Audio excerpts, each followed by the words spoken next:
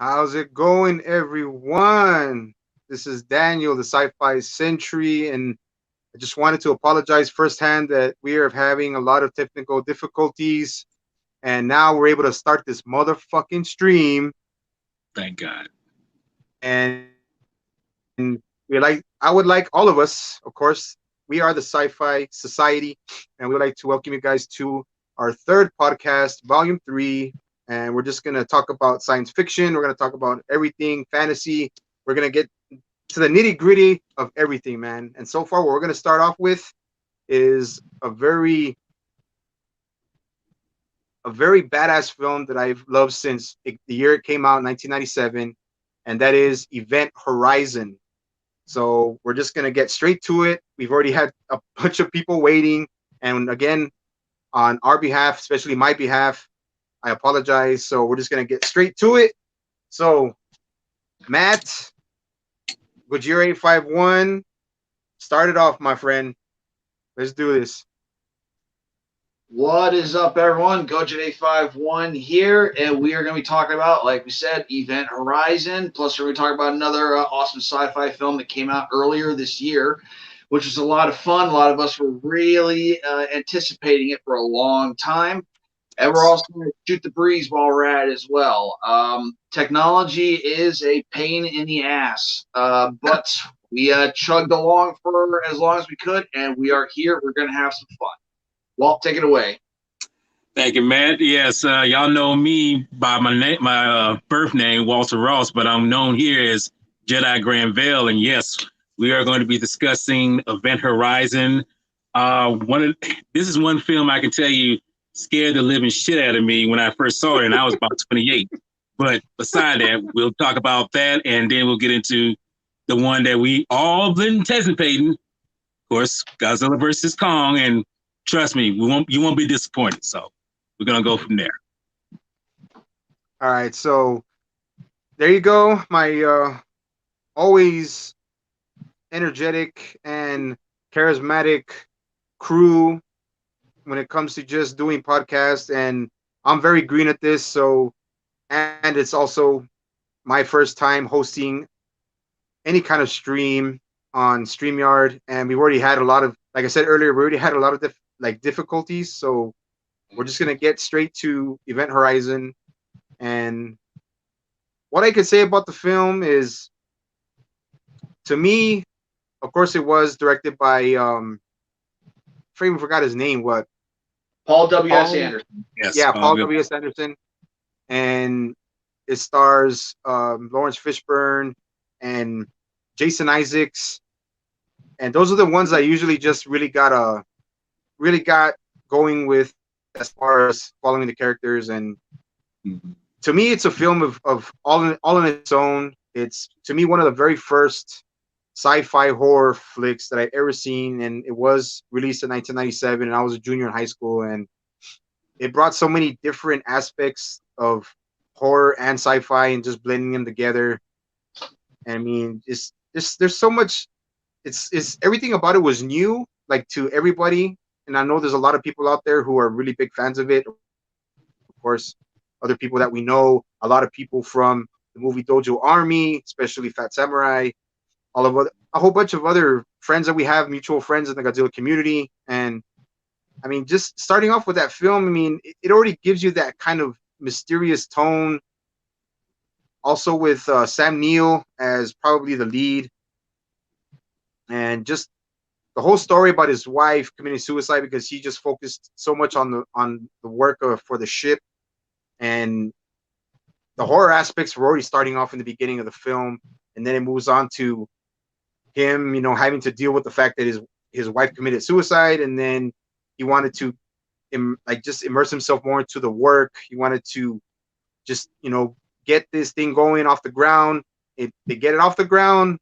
They get the event horizon towards what Proxima Centauri, and that's one of the closest moons near Neptune. And just the whole story, like, it's hard to grasp when you first watch it, and then getting just to the main parts of the film, the crew of the Lois and Clark. I mean, the whole part of of the horror aspect starts with everything mysterious. They find the ship. The ship is freaking enormous. There's so many different kinds of corridors, and the the other part of the ship is what's called the core, and then they the ship just has like the whole crew disappeared. Nobody knows why. The crew just suddenly disappeared once they tried to make the jump through an artificial black hole, which Stark, the character who was also one of the pilots there, she referenced that, creating an actual artificial black hole, like the black hole is considered one of the most destructive forces in the universe, and they ended up actually creating. Well, Dr. Weir ended up creating the actual artificial black hole, and it sent them to another dimension. And as far as that goes, I don't think anybody wants to know where that freaking dimension was or where that ship ended up going. You can call it, so you can reference so many names: hell, Muspelheim, the underworld, the river Styx, everything, man. You can name any kind of sinister type of place when it comes to either going towards heaven and hell, and wherever that place was. Of course, it was a dimension. It could have been a demonic dimension. Who knows? But that's as far as I'll speak on the film. And now I'm gonna pass it over to Gojira 851. He also just watched the film, and I want to hear, and we'll get to Walter also, but I want to just hear everybody's aspect, and I want to get everybody their time as far as putting their emphasis on the film. So, Matt, take it away, man. All right. So I saw this film back in '97 when it came out. I think I was 14. I was just turning 13 at the time, and it's a product of its time. However, it's ahead of the time as well, because there are aspects of the film that you see that are like a harken to, say, like to Hellraiser or to Alien, the claustrophobia or the body horror.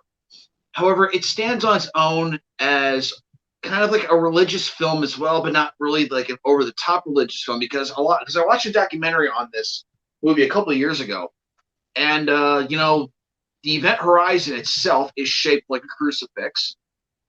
The all the corridors, they have the Roman numeral numbering on it, kind of like passages in the Bible. The inside of the Event Horizon is actually meant to look like a church in several parts as well. So there's a lot of religious themes going on, and then the aspect of them doing the black hole, and creating it. They didn't try to go over the top and try to explain every single little nuance that they did. They didn't try to, like, they say this, that, or the other. We did that. No, it's like, here's some rings. It did this. Boom. We created a black hole to, cross space and time. And to bring up the aspect of hell, it is meant to be hell. However, my favorite line from the film is said by Sam Neill's character. His name escapes you for the moment. The doctor, Lawrence Fishburne's character, the captain, is saying to him, "Oh, so you did go to hell." Sorry, Walt. His name was Dr. Weir in the movie. I'm sorry. I want to say. Dr. Weir. I'm sorry. Yeah, I knew it was something. Okay. And the captain said, so you did go to hell. And Sam Neill's character, Dr. Greer, is like, hell is just a word, okay? You have no idea what it actually is unless you see it. I'm like, that's pretty chilling and cool at the same time, especially his final form and like that demonic form. This is just awesome. And it's funny. I think this movie came out before The Matrix did, but several cast members from The Matrix are actually, like, Lawrence Fishburne is in it, the captain. Also, the kid that was Mouse in The Matrix, he was in it as well. Also, very excellent acting. Another thing I really like about the film is that everyone fits. No one feels out of place. Like, you have the comedy guy. He's still important. You have the serious religious, pilot as well. He's in place. You have Jason Isaacs' character. He's the doctor. He's also, very grounded.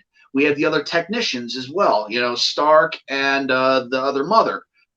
Everyone fits in the film. No one feels like they're out of place. And I just loved it. And once Walt is done, there's something I want to talk about, with like an extended version of the film that we unfortunately are not going to be able to get. But I want to hear Walt's ideas of it. So that's all I got to say about it for right now. Walt, take it away. Jedi Granville. All right, Matt. Thank you. That's it's something you brought up that I didn't notice before, but that's a good point. That the ship itself is shaped like a cross in some way, symbolical on that sense. And yeah, the fact of the matter is that this movie, when I first saw it, like I said, I saw it when I was like 28. I figured it was just another scare fest kind of film and everything. But that's the thing about it. It has its own kind of merit where it really dives into your subconscious, really dives into your mental capacity, because when it starts, it's like, okay, it kind of feels like Alien a little bit, but then it takes a total, 180, and it shows that, no, it ain't just about, some different creature or whatever. No, this is showing that, okay, we're going to somewhere where you figure like, oh, it's not going to go there. It couldn't even possibly go there. But when they start doing these little nuances of showing little thoughts in their minds or certain things from their backgrounds, because certain characters, like you say, Captain Quinlan's, situation with her son, and Lauren Fishburne's, situation when he had to leave that, crew member, to burn, and it was like, that's something that haunts him. And this ship is showing these things. And I'm thinking to myself, okay, maybe it's not going to go so far into what I'm thinking it's going to go to. But it went past that, because when DJ, when they was listening, remember when they was listening to the recording the first time, you hear it the first time, it sounded like, okay, what is this? This is very unearthly, because it is unearthly. Mm-hmm. Then when he plays it back, when they, hearing the captain, hearing this Latin, later on, I'm not giving no spoilers, but people who've seen it will know what I'm talking about. They go back to when he explains to Lauren Fishburne's character and mentions to him, I think I made that translation wrong. That got me right there. It's like, okay, how did you get that wrong? And when he progressed in saying that, I think it says, when he said it was meant to say save me, but then he says save yourself, I was just like, okay. I'm like, okay, where's this going? Then when he says, I think that says this, and it's like, save yourself from hell, I was just like, I just got the most like eerie feeling in my bones when I heard that, because I'm just like, okay, I guess this is really what you call a paranormal kind of, supernatural kind of thing, because it's not playing any games, because little bits and pieces of the in the story, they're showing you things, but when it gets to the end, it's like, it's not holding no punches. It's like, no, we're taking the gloves off, and we're going to show you that whatever this ship went to, it is full blown. It's going to tear you apart, basically, because even the character that Baby Bear, I can't remember the guy's name who played him. Justin, yes. When he goes there, the first time gets sucked into the hole, into the core there. And later on, when he tries to commit suicide, he actually says, if you had seen the things I've seen, you wouldn't try to stop me. I was just like, this shows right there. This is way more than just some, straight up horror movie. This is where you say, okay, we're going into something that is really, really deep here, and like I say, it doesn't disappoint. It really doesn't. But we'll get into more of that. And like I say, we'll just carry it back, and like I say, we'll discuss certain things, because there's some things I want to discuss, but I'll say that's my take on it and everything. So yeah. So Daniel? We already got. So I'll take it from here now. Like I said, we're gonna go rounds. We're gonna still add more, aspects and details to the film. And now, just wanted to let everybody know we got 7 people watching, and we have Sam, and we got, of course, Trado, the sexy beast. We got him watching, and we got 7 people watching so far. So far so good for our first live stream. So getting back to the film, you know what, Matt and Walter, you guys brought up real good just real good details that now it's starting to come back to me. And when Justin was sucked into the artificial black hole, to which what they called the core, I Mm-hmm. mean, just when you saw how much of the length of the steel cable that was going inside of the freaking of the black hole, man, and then it took in about who knows how many yards, how many feet, and then Yeah. I forgot his name, man. It's like, where's his name? The Cooper, black dude. Cooper, wasn't it? yeah, It was the guy that Cooper. saved the Cooper. Yeah, Cooper. He goes in trying to get to save him, but by the time he tries to go and save him, he's already, coming out, and he's just like total shock, like he's like scared out of his mind, that he's like scared into a coma with his Yeah. eyes open. And right there, that's where everything starts to like just go up a notch when it comes to the thrill, the horror factor, and then we get to more of the gore. And then also what I didn't get to was when they were stepping in to go do some research and to go check out what happened into the core. Remember there was that walkway that looked like a freaking, like it looked like a freaking Grinder. grater, like a blade. It looked like a giant freaking grinder, like a Yeah. meat grinder. It's like a turning meat grinder. And I was like, man, that's already like, wow. I was like, that was already something that caught my attention real quick.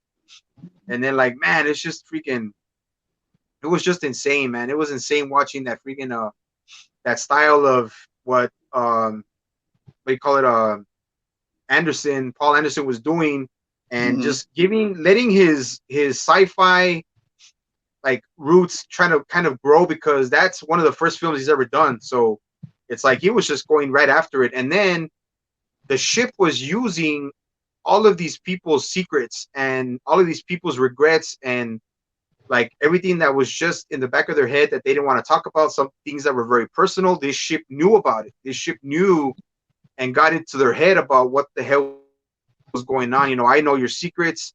I know what you've done. I know about your past. I know about that's already, like Walter was saying, that's already, putting your mind through the fucking grinder, man. You're already thinking, what the fuck's going on? And that's where more of the thrill starts to just take hold of people watching it. Well, for me, that's what it did. And then also with Smitty, the freaking the British dude, man. I mean, that dude, not only was he kind of comic relief, but with Cooper, but I mean, the one that got out of it probably the least freaked out, or the least like the person that had the like, how can I say it? The mental trauma was there, but she was the one that was probably the one that was mostly unscathed was Stark. Yeah. Like she was the pilot. She was the one that really like, besides her and Cooper, and then she was the one that really like at the end, towards the end of the film, she's the one that really just, man, her head was already fucking going at her, man. Just when they had to, once Lawrence Fishburne's freaking character, damn, what was his name again? Shit, man, I keep forgetting his name. Miller. Miller, yeah, there you go.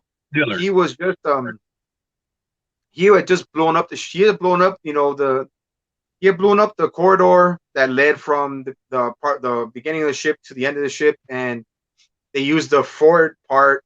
They used the front part of the ship as a lifeboat, and like all of those aspects and ideas played really good into the film. And like also what Matt was saying, when Weir and Miller were trapped into the end of the core, and the core just lit on fire. Like everything, the water that contained the actual core and that what lubricated it to open up the black hole, it was on fire. Everything was on fire. And that's when Weir told Miller, he's like, it's time to go back. And then Willer's like, I know, to hell. And then Weir, I memorized I memorized these words, man, that Weir, when it came out of his mouth, he says, you know nothing. Hell is only a word. The reality is much, much worse. And it just goes, and that's where they start showing all of the flashbacks of everybody being killed, everybody just like all of the cruel, sinister intentions that Weir had. He like just grabbed Miller and he projected them through his mind, what he was gonna do to the crew once they got back to wherever it was, hell, a demonic dimension, wherever it was saying, like, the references that Matt was saying about the ship looking like a freaking crucifix. And that went right over my head, man. I didn't even think about that. I've seen the movie so many times, and it barely just like actually just it really sunk into my brain, man. And that was I never got that reference, and I never really got it. And I've seen the movie so much, and yeah, man. I mean, that's just so many good parts of the film, man. And I remember you guys saw the actual video when they actually went to the bridge to find out what happened to the crew. There was a disc there that was left, and that was the SOS that the ship's crew, the Event Horizon ship's crew, left there. And I remember they tried to play back some of the recording, and that's where they show the recording of the crew cannibalizing each other. They looked like demonic beings. They were killing each other. They were freaking naked. They were like freaking demons, man. Demons feeding on human beings. And that was just like, I mean, that's the part that was really, I'm pretty sure that's the part that scared, the shit out of Walter. But I mean, that would scare anybody. But I mean, yeah, that film is just, that film is all on its own, man. It's one of a kind. It's a first of its kind, in my opinion. Like, when a lot of people have references, especially Matt, Hellraiser in space. Also to my boy Linwood Tivis, he also said that Hellraiser in space. So that's a shout out to Linwood. And yeah, man, it was crazy, man. So, I mean, it's just a badass film. And I'll let Matt, now I'll switch it over to Matt so he can give his last emphasis on it, and we'll go to Walter, and then we'll just wrap it up from there. So take it away, Gojira 851. Okay, so the scene that really got me in this, some would say that this is probably the most tame scene, but when Baby Bear is, still possessed by whatever it is, and he's in the airlock, and he hits the button, and it starts to decompress, and all of his veins start sticking out, and then he starts like throwing up blood and everything. I remember as a kid, I was even younger, I saw Total Recall. I remember the scene that they tried to do where, Arnold and the girl, they get thrown out into the surface of Mars. Their eyes start bulging out, their tongues get all big. It's really silly. When you see it for the first time, it's kind of creepy. I watched this movie earlier, in preparation for the stream, and that scene still feels very scientific and very realistic. Like, that's what actually would happen to you if you actually went out into the vacuum of space without a suit on. Like, you pretty much start vomiting up your insides, pretty much. Yep. Which brings me to this other thing I found out when I watched a history on this video. This movie was supposed to be a lot darker and a lot more violent. There was a cut of this film that made it to the the film editing board, no, the film rating board, and it got like an NC-17. How violent it was. There was far more gorier, it's far more violent. It was just, very disturbed. They had to submit this film. I'm not going. I don't know how many times they had to submit the film. They had to do it a bunch of times. They really had to trim a lot out of the film. But they kept all the footage. And people are saying, oh, that'd be great, release a full version of this. I'm a big fan of releasing full versions of movies. I like to see all of it. The problem is that the way how they stored the footage, it was like in a mine shaft in Italy next to like a radiation spot, and apparently all the footage got destroyed pretty much. So unfortunately, we lost all of the complete footage that we would have had for Event Horizon. Still, overall, it's an outstanding film. The CG in the film is still 90s CG. It's before like The Matrix came out. So yeah, it does look a little odd in some scenes, but all the practical effects that they used, plus the way how the acting was done as well, they kept it going together. So you can just kind of hand wave the weird CG that they used, and for like just kind of like the floating things when the ship was kind of just hanging around. If you haven't seen Event Horizon, I'm pretty sure I'm speaking for the entire panel. Go watch it. I bought it this morning from PlayStation Network for $4.99. It's on sale there. Also, I'm not sure if it has a Blu-ray version of it yet, but I know there's a DVD copy of it. It's an excellent film. Awesome acting all around.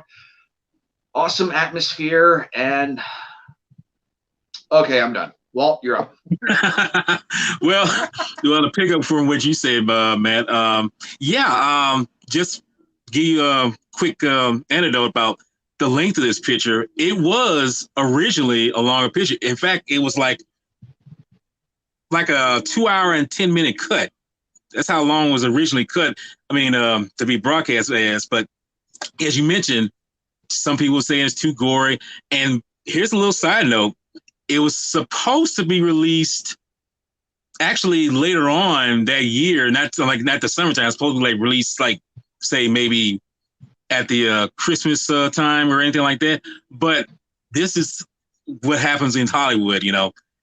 Titanic, a little film called Titanic, was supposed to come out that summer, but it got pushed back. So the people at Paramount made a mad rush to say, well, we got to get this picture out like right now where Titanic was going to be.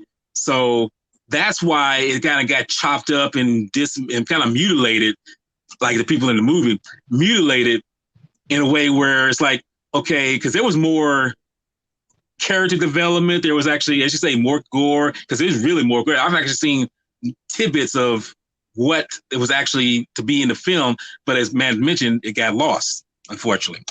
So, but no, the add-on about a scene that really just hit home with me was I wasn't expecting it, is after Weir destroys the Lewis and Clark, you know, and Miller tells him, you know, if you see this is DJ I'm talking about. I'm sorry, I got to name his name. DJ, he told DJ, take him out if you see him. Weir's right behind him, grabs him, and he kind of knocks him around a little bit. And then when he takes that scalpel and cuts into him, I'm thinking, okay, it's just going to be benign. You know, he just cuts him and kills him like that. Then when Miller comes and finds DJ, it's the most artistic, gross, gore out sequence I've ever seen. He's got him spread out up high on these hooks with his insides on the table there. I'm just like, oh shit! But I'm like, y'all are not playing here. Y'all are really showing that this is for real. Y'all are dying here, and this is just like impactful. That scene to me really hit home with me, you know. But the thing I wanted to add, that's something I almost didn't want to forget. We don't deal with aliens in this picture. That's the thing about this. This picture doesn't deal with any kind of alien life whatsoever. What it's showing is the alien mind of human beings, how ferocious, how just, you know, violent they can get. How, because as you mentioned, when they show the playback of the last crew of the Event Horizon, they are like, you know, ripping each other apart. And they're not, like I say, they've been something taken over them demonically wise. But the simple fact is, we're showing how humans, metaphorically, because it's kind of where we are now, how we can be so animalistic and so demonic with what we do, that just that little influence we see, but then too, what they went to really ripped them apart mentally wise, and then they started ripping each other apart, because you see the captain had ripped out his eyes saying that, you know, save yourself from hell, you know. And I was just like, dude, you know, it really plays on the fact that human beings are, you know, just these, we humans, you know, we have our good sides, we have our bad side, but we get I think traumatized with something just horrible. It's like it's not like the Event Horizon releases the animalistic part of the human beings in us, and you know that's good and bad. But the bad was the thing that was winning here, and it's just crazy how that shows there. But yeah, like I say, this like I say, it was supposed to be a cut for this longer, but unfortunately, you know, got lost, you know, and that happens, you know, and because. The thing is, they were trying to make a director's cut of this, but when they went back to get the footage, they say it was lost. Yeah. And I want to add this little tidbit too. You know, as you mentioned, you know, when Matt mentioned that a lot of this was done practically in terms of effects. You know, there was some CG in there, it was, but the incredible thing is the sequences where you see of hell, just a little glimpse of them and everything. You only see a little bit of it. But here's a thing that you may not know. I don't know if you guys know this. the prosthetics that were used in that sequence, the hell sequence, the vision of hell and everything. If you ever seen dog soldiers, those mutilated bodies, mannequins that you see in there, were actually used in that film years later. I don't know if you, like I said, have you ever seen Dog Soldier? In which I should add on to this, the guy who plays, Smitty, he's in Dog Soldier. So, maybe that was he was carrying on the tradition of taking those bodies and putting them in that film. But yeah, I mean, even though we don't see a lot of hell in the visions, the prosthetics you see in there were actually used in that later film. But yeah, but that's like I say, it's incredible how they used what they had then to make the film. But unfortunately, as I said before, if they had, saved that stuff, all the footage that they had that was more gory and whatever. Yeah, it could have been great, but unfortunately, it doesn't. What's up, Eric? How you doing? What up, Eric Glasgow? What up, brother? What up? I see his name there. What's up, Eric? But I'm gonna pass it on to Daniel there, and we'll go from there. Yeah. So those are pretty much your final thoughts on the film, Walter, on Event Horizon as a whole. Basically, because I mean, like I say, I can go into well, we covered most of it, but I mean, that to me is basically all. I will say this, as I said before, it scared the shit out of me. But you got to remember, for the longest time, going back to like the 80s, there was a lot of, horror films, sci-fi, whatever. And they scared me. But as I got older, it's like these things seem tame, it's like they don't do nothing to me. This was the one film in like maybe 15 years that just hit me to the core. And like I say, I'm almost 30 years old. I was like, how's this film making me just like, because I couldn't, true story. I couldn't sleep that night after I watched it. I really couldn't watch it. I was that scared after watching this, and I was like, here's a 20-year-old little boy, and he can't sleep after he's watching this film. It's made up, but that shows how effective it was, man. It hit me psychologically more than anything. So, but yeah, that's my final thoughts on that. Hey, real quick. That's cool. Yeah, man. Well, like I said, go ahead, Matt. Go, man. So the actor Sam Neill, who was essentially, the body of hell in this, was actually Damien in one of the Omen films as well. So he had perfect, perfect casting, to have like a vision of hell and a guy from hell, pretty much, with Sam Neill. This is an excellent actor. Right. Yeah, man. It was so crazy. It was so crazy to see that Sam Neill. I never saw that. I didn't see that movie till later. I never saw Sam Neill in a movie until I saw Jurassic Park before I saw Event Horizon. Mm-hmm. So I was like, man, like this dude went from being the lead actor in Jurassic Park to playing Dr. Weir, which is a freaking crazy psycho demonic, a person that was possessed. So I'm like, holy shit, man. I mean, that dude is diverse, man. He's diverse in all kinds of facets of acting. Like that dude is so like, he's so multi-talented in everything, man. And he's still acting till this day. So that's freaking insane. You know what I mean? And yeah, well, like I mean, just like the final thoughts on that, man. Like you guys were saying, it was rushed. It was a rushed film. That's why it could have been a lot better. The film could have been a lot better. I mean, now it's got a cult following. Now it's really got its own following. I mean, a lot of people love it. I love it. You guys love it. I mean, I have the DVD, I have the Blu-ray, and I'm still gonna get the special edition Blu-ray. It's gonna come out. So it's like, and then I saw this Trado. Trado said I don't know if he was referring to that movie. Was he referring to that movie? Matt, Gojira 51, was he referring to Event Horizon that he got it at FYE? I guess that's the version that he got. Lucky because FYE close by me is like an hour away, and that's awesome. That's an awesome grab. Also, Yeah, man. I would say shout out to Godzilla Train 1090 as well in the chat as Also, well. man. So also Yeah. Eric as well. Everyone, thank you for joining us. We're gonna have some fun, and also we're at 8 likes. I'm very happy with that as well. So yeah, let's keep that train going. And what you got for us, Daniel? Yeah, so just like I said, my final thoughts on Event Horizon. I mean, a lot of people, especially a lot of the friends and the homies that we have that are also sci-fi junkies and sci-fi fanatics, coming to, watch this first live stream for the Sci-Fi Society.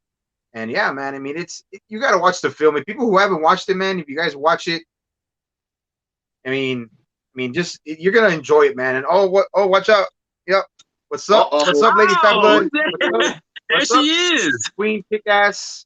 Queen Kickass has invaded the Sci-Fi Society What's up, stream. lady? How you doing? What is up? What is up, Lady Fat Blood? Glad you can make it. Glad you can make it, man. Yeah, we're just talking about Event Horizon. Our last thoughts on what we thought of the film, and I mean, it's one of my at least top 10 science fiction films, man. And there's so many good science fiction films out there, but to me, like I said, it's the first of its kind. It was unbelievably rushed. Could have been a lot better. A lot of they could have done so many, like Matt was saying, they could have done so much more if they would have kept the old footage. Yeah. They would have kept the old footage, man. They could have made so many, like, special features. They could have, done another, like, what do you call it, unrated director's cut. Yeah. And I mean, like, it was such a shame that they had to. It's such a shame that they had, that it got destroyed. That eventually got destroyed. What happened to it. But yeah, man. I mean, Event Horizon's like one of my all-time favorite science fiction films, and yeah, man, it's just crazy, man. Man. I know. I didn't mean. I was just joking. Lady Fat Blood. I was just joking. Yeah. Yeah. Let's see what she got here. What does she got here? What does she got here? Yeah, I haven't seen it. Liking. I heard it was supposed to be gory as hell originally. Haven't seen it in years. Yeah, it is. It was. Yeah. It's supposed to be. It could have been a lot. Well, like you guys were saying, it could have been a lot gorier. It could have been. They could have taken it another level. Yeah, and can I say, it was originally 17 when it first made to the ratings board. It was originally NC-17. They wouldn't release it. They had to go back and chop it up a bunch of times to get all the really risque stuff out of it. They had to really turn it into almost a completely different movie. Almost. They kept the spirit of it, but a lot of things they did have to cut down on. So. Yeah. And you want to hear something funny? Here's something funny that this is going to make you laugh. Somebody in the studio has got the bright idea, like, well, we're going to cut it down. Let's make this a PG-13 film. I'm just like, what? I heard this in a like, someone trying to make. No, I heard this in a interview with Paul Anderson. He said that someone said, let's try to make this PG-13, and see if we can get by that. Like, who the hell is thinking on what dumbass in the studio is thinking this? Make PG-13? You kidding me, dude? Oh my god, you're right, Lady Fat Blood, about pussies, man. Like, what the man? Get out of here, man. If you're gonna go for gore, go for it, man. Don't be trying to pussy whip that shit. Damn. Yeah. I would have shit if that movie was PG-13. Seriously? Yeah. Oh man. Hey, look, when I heard that, I was like, you got me. No. Did people forget that? I mean, did some people forget that they had mutilated, human body parts and guts over on one side of the ship that was like right there in front of the console? That would never be PG-13. That would never be PG-13, especially Lady Fat Blood would know that. Lady Fat Blood would know that. Queen Kickass would definitely know that. You know what I mean? She would definitely know that. But that's a crazy rating for horror films. But that's a crazy thing I've heard. But look here, there have been some other films that were originally supposed to be R that were released PG-13, and I'm just like, what are y'all doing, man? And then when I'm hearing along the side that this film someone said like, let's make this PG-13. Man, you don't know how film works. You don't know how, like I said, you don't know how entertainment works. If you're gonna go for the gore, go for the gore, and try to cut it down to make it seem like, okay, this is respectful for the teens or little kiddies, which you're not supposed to bring to an R-rated film anyway. You know, think, please. Okay, there's a reason why it's rated either R or NC-17 because there's something bad for kids to watch. But you know, it was just crazy when I heard that little nugget. So yeah. Yeah, man. But remember, it was the 90s, man. It was the 90s, so people would still take their little kids to freaking horror movies anyway. Yeah. It's like they didn't have no freaking they would still do that, man. It was a night. Well, where I lived, it was the 90s, so that was just funny stuff, man. Yeah, but there's, like I said, there's our take on Event Horizon. It's a fantastic film. You guys haven't seen it, check it out. To me, like I said, first of its kind, sci-fi horror at its best, in my opinion. So sci-fi horror at its best. So now moving on. If you guys want to add anything before we get to what we're really going to talk about, dude, bring it on, because I gave my kind of review and take on it, but I figure you gentlemen, you know, I want to hear y'all side of it, you know.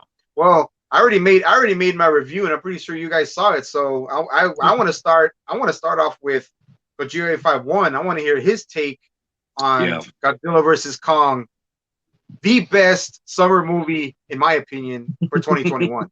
So, and I'm not just being biased. I'm just being straightforward. If anybody agrees with me, they can kiss my ass.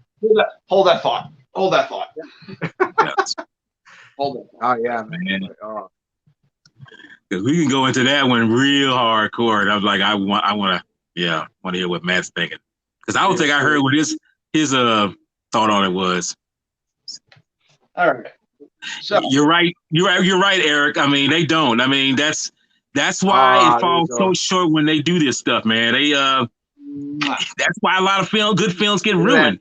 They do. Look at that. He got the steel. He brought out the steel book. Everybody's gonna get jealous now. What up, Film Fanatic? What up, my boy? What up, D? Funny story about it. The steel book that I got. I went into Best Buy and I wanted to order it from them. They're like, "No, you can't order it from us. You gotta go on the website." Went on the website, wouldn't let me order it. So like, oh, go on the app. I ordered this through the app 2 weeks before it was supposed to be released, and they sent it to me a week early. Mwah, love it. Nice. So, Godzilla versus Kong. We were all waiting, anticipating this film for a long time. We would hear nothing about this film. All we would get is toy banners. To the point where it was infuriating how long we were waiting. Then finally that first trailer dropped in January. Fun stuff. That song, Here We Go. Awesome stuff. And eventually it came out. I remember getting up at 9 o'clock in the morning watching HBO Max and watching this film. I watched this film 5 times during that first weekend. Excellent film. I love the way how Godzilla and Kong are both portrayed in this film. Both look amazing. Both move, like they're supposed to. They both have adequate screen time to kick ass and have character development as well. I enjoy the human characters as well. The one character that I didn't really care for that much was what's his name? Serizawa. Because they kind of hinted it was him, and they kind of said his name kind of in passing. I kind of wish that they gave him a little more Ren Serizawa.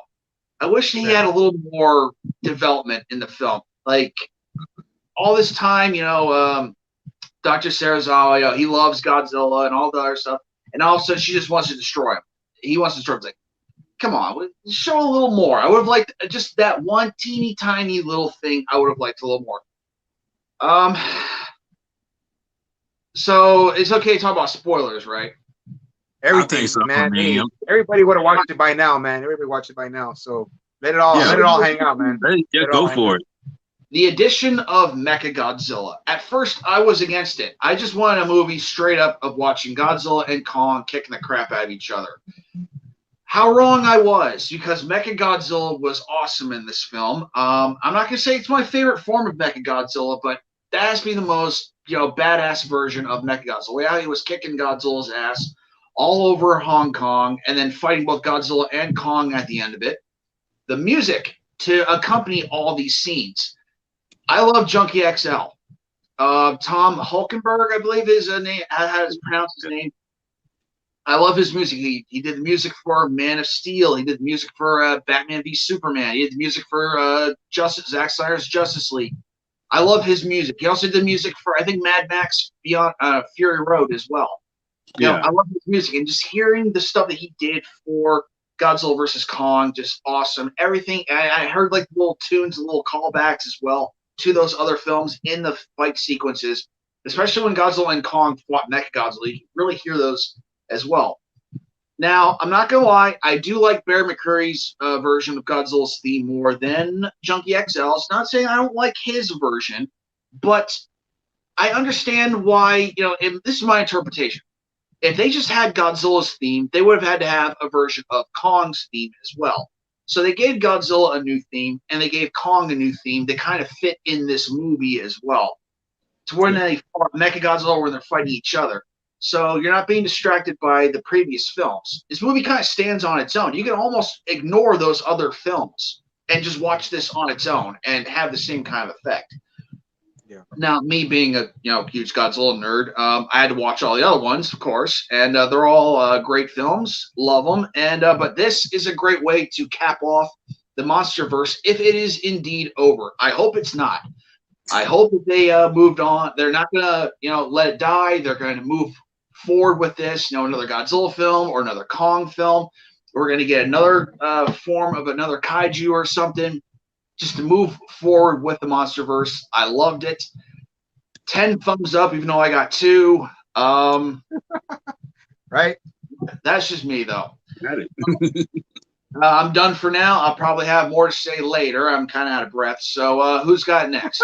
I'll go. All right, Walter, you go, Walter. I gotta go.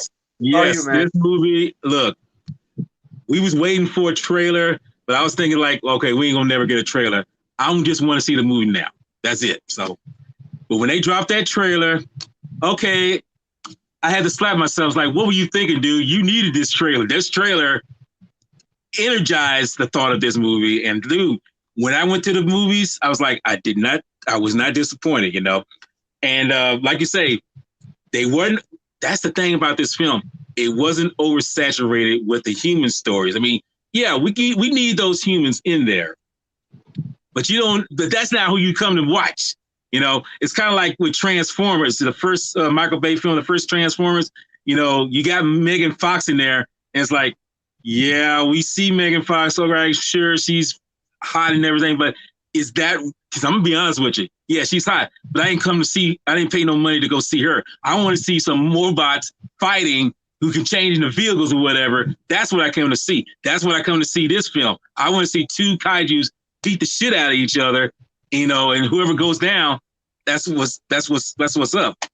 But yeah, what you said about Matt, what Matt said, yeah, Mechagodzilla, he's cool. I mean, the design, he's all right, for what it is, but honestly, yeah, dude, I mean, just go on with this film is the fact that both Kong and Godzilla have their moments where they get a chance to shine.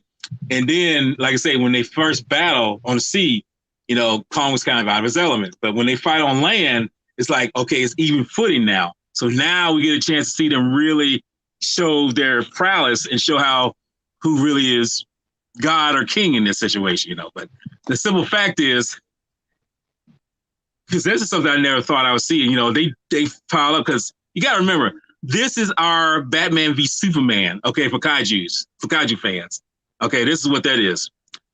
When you see them team up to beat Mechagodzilla, I was just like, okay, I wasn't expecting, well, I was kind of expecting it, kind of happy, but I never expected, out of anything I've seen, Kong saving Godzilla in the last bit, because it's like, I'm enjoying it, but I was like, wow, Godzilla got his ass handed to by Mechagodzilla, but Mechagodzilla was going to kill Kong, but when when they finally teamed up, and then Godzilla charged up Kong's axe, Kong pretty much like, fuck you, it's like chop you up. It's like, and then when he grabs his head, tore it up, he say, yes, flawless victory. I'm like, this is it, I'm like, dude, I was just so satisfied watching this, because it shows that, we're seeing good kaiju action, but it's not oversaturated with certain things that we saw in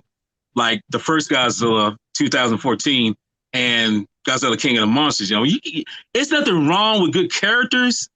Just don't put them in a place where it's going to feel oversaturated, because you can kind of lose yourself. And it's like, okay, I didn't come to pay for this. I come to see monsters fight. And, but I could talk more about it. We'll get into it, though. Like I say, it's just so much I want to discuss, because I got some things that I wanted to mention. But like I say, I'm going to hand it off to you, Daniel, and you give us your impression or more of it, I like to say. Well, I'll try to use as much. I'll try to use the I won't use as many F-bombs as I did in my review when the movie came out after my just when I just got so excited watching the film, man.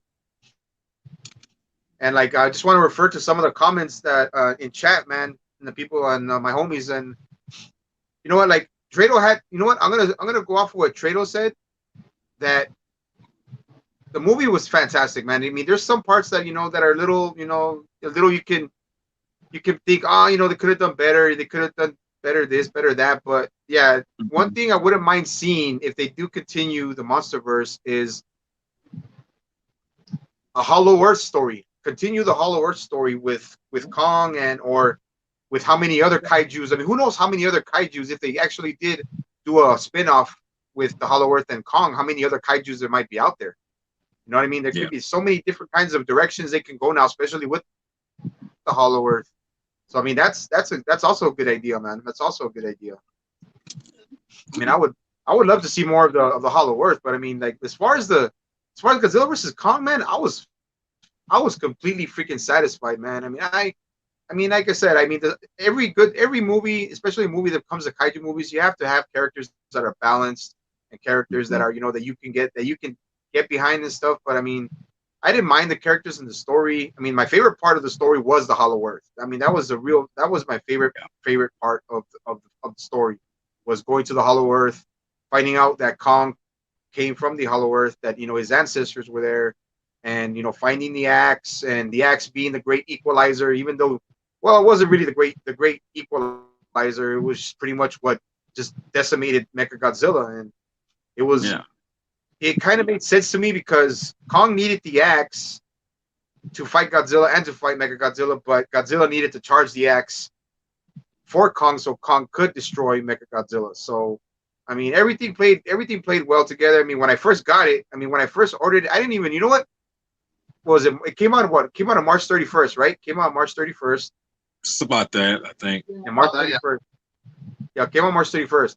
I waited in March 30th. I didn't even sleep. I did not even sleep. I waited till it came out, which is at 3 or 4 in the morning. And I waited and I watched it, and I watched it twice. After I watched it already, I watched it twice again. I didn't even go to sleep. I didn't even sleep that day.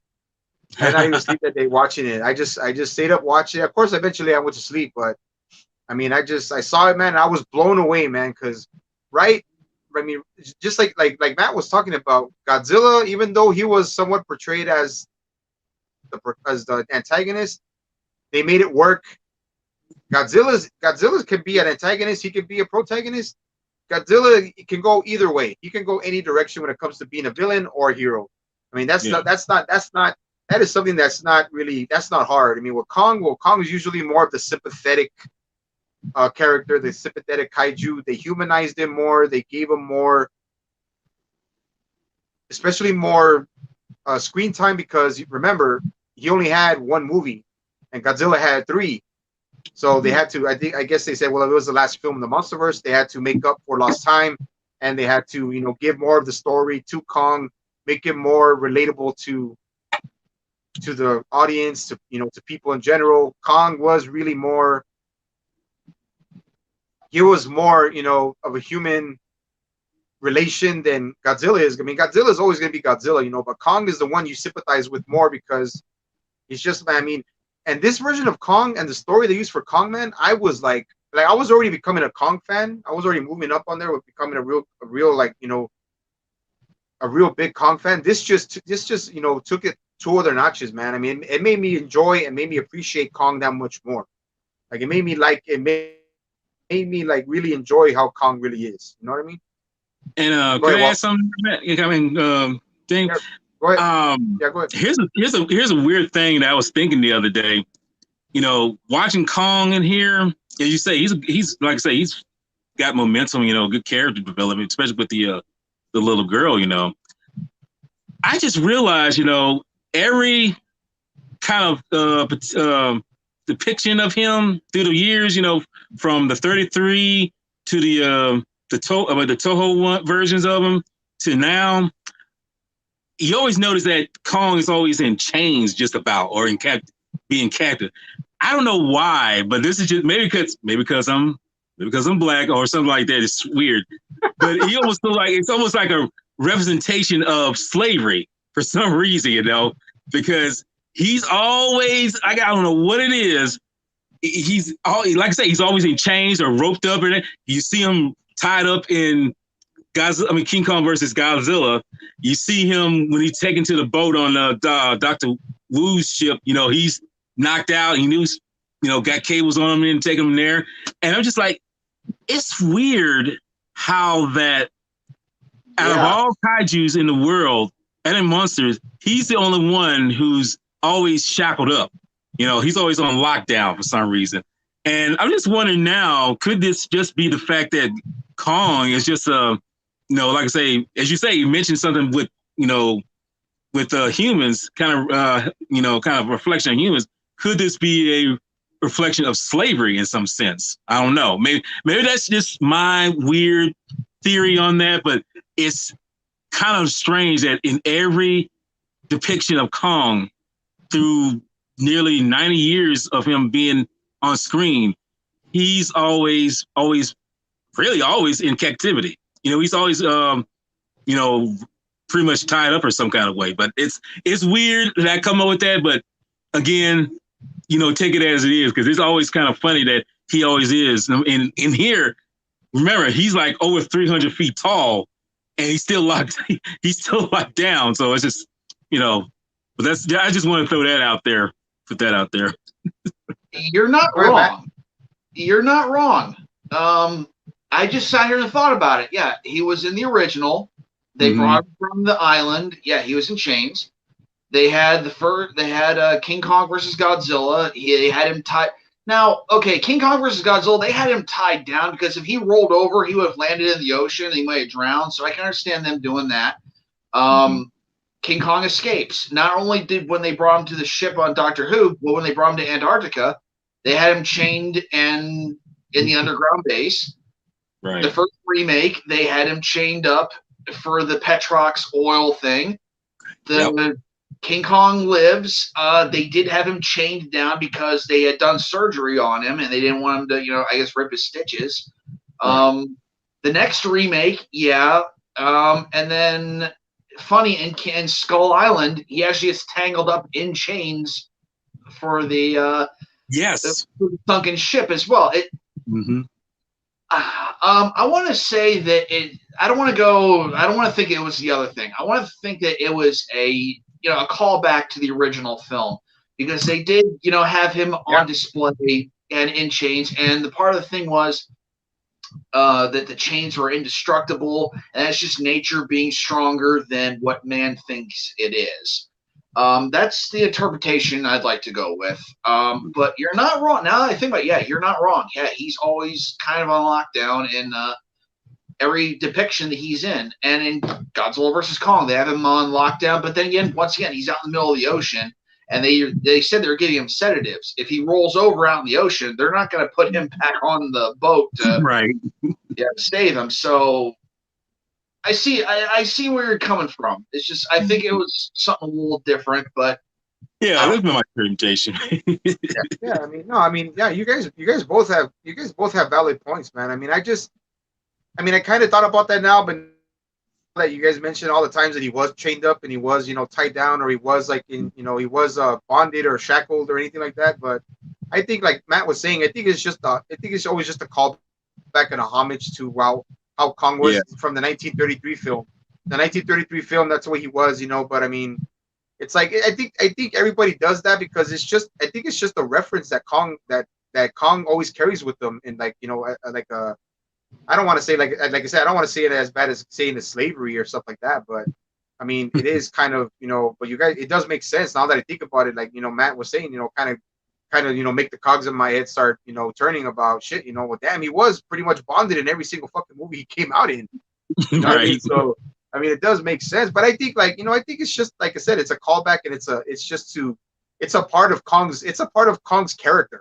I guess it's a part of Kong's character that he always has to be chained up or he has to be this and that. And they always want to take it back to where it started because Kong, like remember, came out before Godzilla. Right. So I mean, so Kong came out before Godzilla, and if you do some research, even Ishiro Honda and had said that got King Kong was an inspiration to make Godzilla because of how popular Kong was in Japan. I mean, how over Kong was from the Japanese audience at the time in 1933. So, that's what I mean. That's what I mean by Kong being such a, an influence, and him. Yeah, he's always been such an influence, man. I mean, you can't say he really influenced Godzilla because Godzilla was a metaphor. Godzilla was a metaphor for what happened to Hiroshima and everything like that. So. Yeah, it does. And like But I it said, does make I don't know sense. why. I don't know why I thought that. I mean, I was just randomly, because I was actually watching Godzilla versus Kong, and I don't know why that popped in my head, but it's just strange that came across. But as you say, man. I mean, I'm pretty. Like I said, I'm probably just reading it too much, but yeah, it's just kind of call back to, like you guys said, just a call back to his original origin, and that's the reason why. But it was just strange to me because it's like every bit of depiction of him in the pictures in the past and now, it's always like he's tied up. But I don't know. But like I say, I think that's just a homage to the original, though. So yeah. Also, I think go ahead, Matt. whenever he is chained down, whenever he's in chains, he always breaks free from it. So I always feel like it's like a form of him, overcoming. It's like nature overcoming man, pretty much. It's like you cannot contain nature, pretty much. That's the interpretation that I got from it. Yeah. Oh yeah, definitely. I definitely agree, man. I mean, now, like it's now as far as going with Kong, we'll talk about Kong a little bit more. And I was gonna say, his connection with Gia, the little Iwi girl. Mm-hmm. That was probably also to me one of the best parts of the movie. Just that he had a connection, what kept Kong grounded, even though it was kind of silly that that they used a hearing impaired little girl, which she is hearing impaired in actuality. She's in real life. She's handicapped. She's deaf, and that was a good reference because they made it look so real and it worked. Like that whole part of using Gia, and her name is Kaylee Hoddle, using her as her being really deaf, man, really gave more depth to Kong and to showing how intelligent Kong is, how much of a thinking animal he is. Aside from not saying that not automatically saying that Godzilla is not a thinking creature, but I mean Kong just like she brought out more of the humanity in Kong. Like Kong can get hurt. He's not immortal. He's not like Godzilla. He's not ancient. He's not ancient like Godzilla is, but he's more prone to being hurt. He's more easily hurt. He's more susceptible to injury. But like that's the whole part of the aspect of Kong, man. And now, like as a reference, now what I've heard, what I looked up on the internet, now Legendary confirms that he is King Kong now. Like he is King Kong. Okay. Yeah. Like he is King Kong. Like now he's King Kong. So hopefully if they do, he's earned the title then. Title. So he's King. Now officially he's King Kong. So I mean that's just that's the best part of it, man. And then just it was, even though it's emotional and it's CGI, man. Like you look at how Kong was, man, especially when he gets beaten down. When he's so beaten down, dude, he wants to get up. Like he wants to get up and continue, but he's like, no, fuck that. He's like, his body just doesn't. His body shuts down, you know. And it's, and I felt that. I mean, I felt that because I've been there, man. I know what it's like to get your ass beat and not be able to do a fucking thing about it. I mean, it sucks, man. And I'm saying that I'm saying that from the heart and out of experience, you know. But I mean, shit, man. And now, like I said, I want to get to the beginning part of the first battle, man. The first battle at sea. And I mean, like, and just getting to the beginning of like what Walter was saying. How can Kong, being almost over 300 feet tall, and he cannot break those freaking chains? I mean, his power should be immeasurable by that point. You know what I mean? Like chains are. I mean, that's just my opinion, though. Go ahead, Matt. Inside of the collar around his neck, they were injecting him with a sedative. Not powerful enough to like knock him out, but enough to keep him, you know, kind of level, so that he doesn't freak out and try to break free. Because if he breaks free out at sea, then they have nothing but problems. In the film, they're injecting him. There's like a medication in the. I can see why he's not. Also, Gia's on the ship as well. Whenever he starts flipping shit, she comes out and they do the ET thing, and he calms down. So you know, it's a mixture of things. Now, do you want me to start off talking about the fight, or do you want to start off? No. Let me just add one thing to it. Then you can start it off. You had a point that he was being injected with sedatives and stuff like that. But once he sensed Godzilla's presence, it's like those sedatives wore off. Like they were just wearing off because he already senses Godzilla, and like Kong also being an alpha, he's gonna sense danger and somebody's invading my territory, so I'm gonna have to be territorial. You know what I mean? So that's what I thought, that he was just like. I mean, I think he burned through. I think he probably. I mean, I'm not saying he actually did it, but he could have started burning through the sedatives once Godzilla started approaching. He started sensing Godzilla as a threat. You know what I mean? That's just my opinion, though. Well, that's just my opinion. No, I understand. No, and to build on that, when Godzilla starts approaching and they see him like on the monitors and everything, and they start firing, weapons at him, and Kong actually reaches up and he like puts his hands over his ears, which shows another level. That's another thing of detail that they're showing. These are animals; they're living creatures. Loud noises like that would pretty much make a normal human being deaf. So, Kong being that close to those cannons, then yes, that would hurt his ears.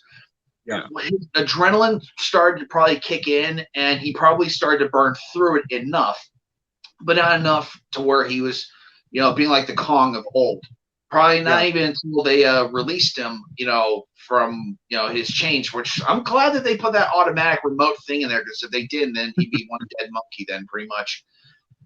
So the fight at sea, I felt, was awesome. It was a great way to establish Godzilla as a huge threat, but also showing Kong as, vulnerable, but also showing that he's, able to overcome, limitations. Like how's Kong going to fight him on this boat? Well, he sees, other aircraft carriers. He starts doing the whole Mario Brothers thing, jumping from boat to boat. And, it's awesome. It shows that he's moving on. And also, rather than waiting for Godzilla, he tries to get the upper hand. He grabs a plane and he throws it at Godzilla, trying to, slow him down. Doesn't work, of course. And then we get the fight sequence. One of the coolest shots is Godzilla coming out. He's on the aircraft carrier, and Kong does that first punch. And it's like, that's 1964, not 62. Been waiting so long for this. And then Godzilla returns with that one slap, and then he's charging up. It's awesome. And then, the military tries to help out. Kong, using his weight and his leverage, getting an alpha balance Godzilla back into the water, atomic breath. It's just awesome just to show them off in the first fight, and then it moves on to others. I don't want to, dominate the entire fight. So, Walt, I'm going to turn it over to you after that. Right. Well, I was going to fill in that with those little nuances about since because it's, believe it or not, that sequence referenced other movies like Jaws, like when when Godzilla breaks that one ship in half and drags it underwater with him. That's kind of a reference to the first Jaws, and of course, and when they're fighting on the carrier, Kong, pushes him off, Godzilla off, and everything. But when Godzilla shoots up at the carrier and Kong jumps, that's a reference to Die Hard. I don't know if you know that. It's because I didn't see that before, but the simple fact that shot seems so iconic in a way, I was just like, that looks like something for me, but I didn't know what it was for. And then when someone said, well, that's a reference to Die Hard, it's like that's John McClane right there jumping off the building before it blows up, But no, just to see that, the fact that he can't, Kong can hold his own, but his element of water, that's his Achilles heel in terms of, he can drown, because you see Godzilla, he's trying to kill Kong, he's dragging him down and everything. And the only reason why Kong actually loses out because he can't breathe. He's a mammal. He can't breathe underwater. So, the army had to step in and, do something. So Godzilla be releasing him. But dude, it's just a funny thing, because I always figured that fight wasn't going to last as long as it did. I figured it was going to be like hit, this, but the way it led up to, and then the conclusion, it's like, oh shit, this is pretty awesome, because it shows that Kong can hold his own if that kind of adversity comes in, but can he do it better when he's in his own element, which is land? Because when you see him in Hong Kong, we'll get to it, he can use the buildings to go climb and jump and everything, but in the sea, that's pretty much Godzilla's territory. And even though Godzilla beats him, the simple fact is he's in water, he really can't beat him as badly, but still, it was, like I say, it's an awesome fight. That's fun to see the first one. Can I add on that? Well, go ahead. Yeah. Can I add on that? And I'm gonna add another thing, man. That's never been done before. Godzilla and Kong, a fight in the middle of the ocean has never been. They've never done anything like that before. Never thought about anything like that. It's always been city, mountains. It's always been land or the city, and they never thought about actually doing it in the ocean, where they know that Kong would have a severe disadvantage. Mm-hmm. And like a severe disadvantage. And go ahead. Well, I was going to add on to that. The director said that he in an interview that he never seen that element before. As you said, we've never seen Godzilla and Kong fight in water before. We've seen them fall in the water, but we've never seen them fight on water. Never saw them fight in water. So let's do something different right there.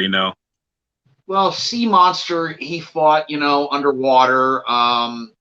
And some of the Heisei films, he fought in water as well, but not to that point though. It pretty much, here's those films where how they were shown off. It's like up here what they did in Godzilla vs. Kong. I'm not picking on the other films. I'm not. Those are awesome sequences, but Godzilla vs. Kong really raised the bar, for the combat that they had in the ocean. Yeah, man. It was something, like I said, those are good. That's also good information you guys are adding, man, because it's just it was something that was unexpected, because like a lot of people before the movie was like, when we get back to the battles, a lot of people thought that was just a helicarrier. A lot of people just thought that was just an actual, what do you call it, an actual, what do you call it, what, an aircraft carrier or larger? Yeah, it wasn't. I thought, like, a lot of people, some people were saying that it was what do you call it, an aircraft carrier next to a piece of land or a dock. Okay. Yeah, you know what I mean? Like I kind of had that. Yeah, when the images barely started coming out, like they didn't they didn't really show or give a lot, of course, because you don't want to add spoilers. But when they saw that, that image of Godzilla and Kong, like it looked like it was an aircraft carrier that was docked next to land or something like that. So that's what I figured. But I didn't know. I didn't really, I didn't. Yeah, like well, yeah, something like that, because I didn't expect them to actually be out in the ocean until the trailer came out, and then they were taking them in, by ship, through the ocean to take them where they were going to take them to Antarctica and everything, so. Well, yeah, but there was like a film show like in Brazil, I think, and they were showing off different upcoming films for Warner Brothers, and they had like a 10-second shot of the film. It was of Godzilla versus Kong. It was like pre-visualization. It wasn't done yet, and it showed Kong punch Godzilla on the aircraft carrier.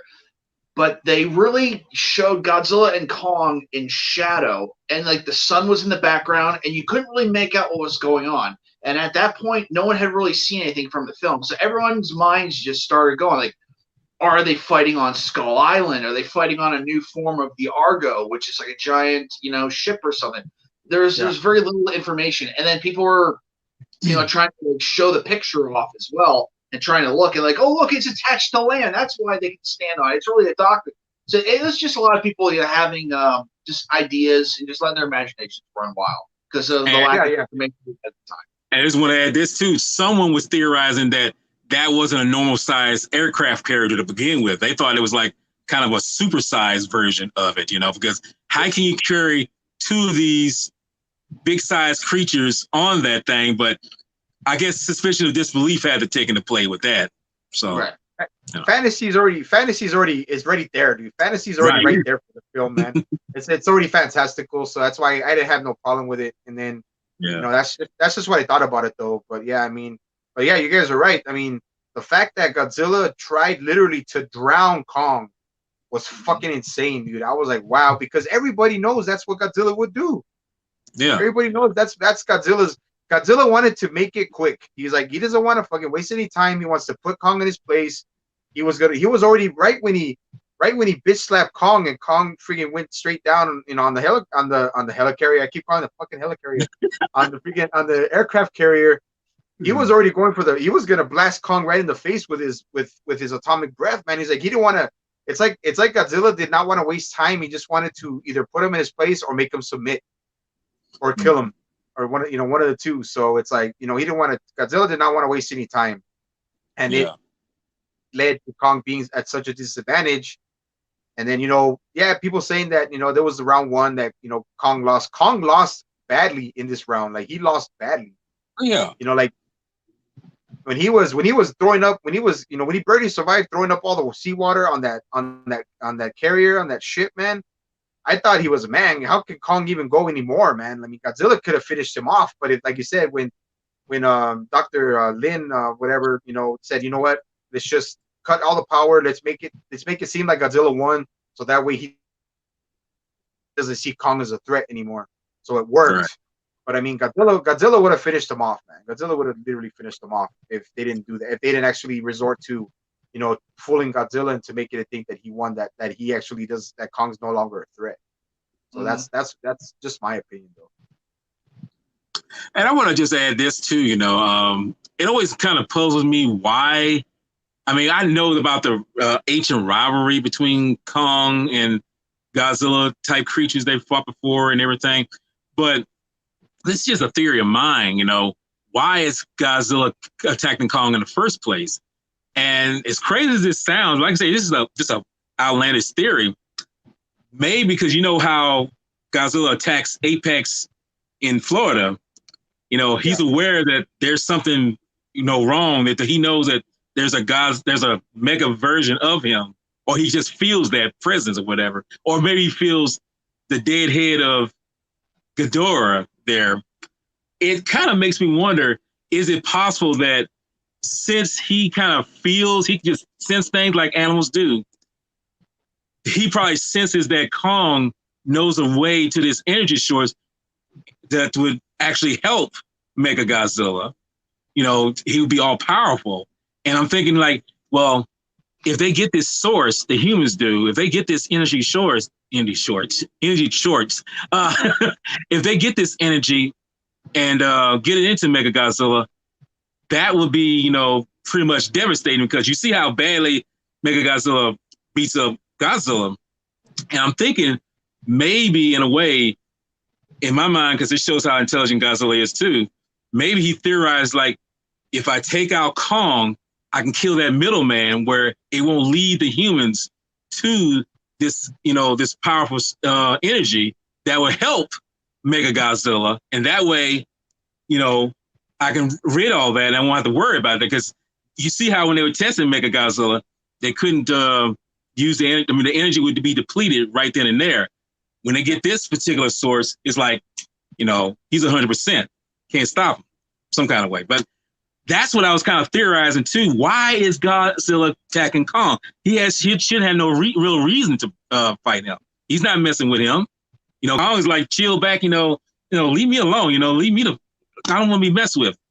But I'm thinking maybe Godzilla senses the fact that Kong is the key to what these people at Apex are trying to do. And I'm thinking that's the reason why Godzilla was trying to kill Kong. In my mind, that's just my theory on that.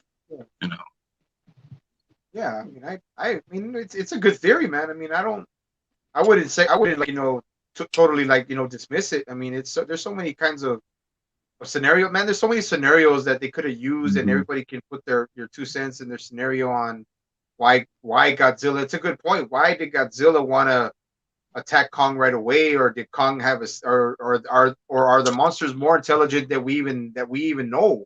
Maybe they're even more intelligent that they know things that we don't know about. And Godzilla, because they try to frame Godzilla in the beginning already. They're already framing Godzilla in the beginning of the movie. When right. Apex what do you call it? Put that giant orca. It looked like an orca. It looked like a giant orca machine that would give off those I guess those engine readings. Those sounds those that's right.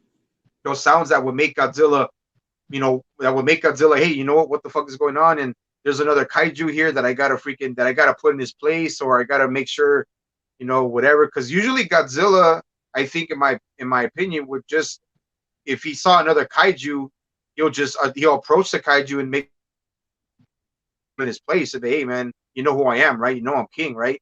So right. Just slow your roll and go back to your territory. That's Godzilla. That's what Godzilla would normally do, especially with the prequel comics. That's what he did. He just put them in their place. He would just tell them, hey man, you gotta go back to your domain. I gotta run this shit. I gotta regulate them motherfuckers. What I mean? I gotta just do that. But you have a good point, man. You have a good point. That's just my opinion. That's just, like I said, it's my opinion. Maybe he did. Maybe that's why he did. Maybe he did. I mean, maybe he just wanted to, or he saw Kong as a threat. Maybe he saw Kong as an alpha. You know what I mean? He saw Kong as another alpha, thinking he wanted to challenge him. So that's what. But Kong never backed down, though. If Kong really did, if Godzilla was gonna be there just to put Kong in his place, Kong would have just been, hey man, I don't want no shit. I don't want nothing. But Kong wasn't gonna do that. Kong doesn't. He doesn't like she said, like what he called Dr. Andrews said. Kong doesn't bow to nobody. He doesn't submit to no one. He doesn't bow to nobody. So that's just what I think on that. What's your take on it, man? Okay. Way how I see it is that orca that they were using at the beginning of the film that became Mechagodzilla's eye was actually giving off the same sound that Ghidorah was. And that was driving Godzilla nuts. And he just couldn't figure out where it's coming from. It was driving him just bonkers the whole movie. He's constantly, glowing blue, constantly.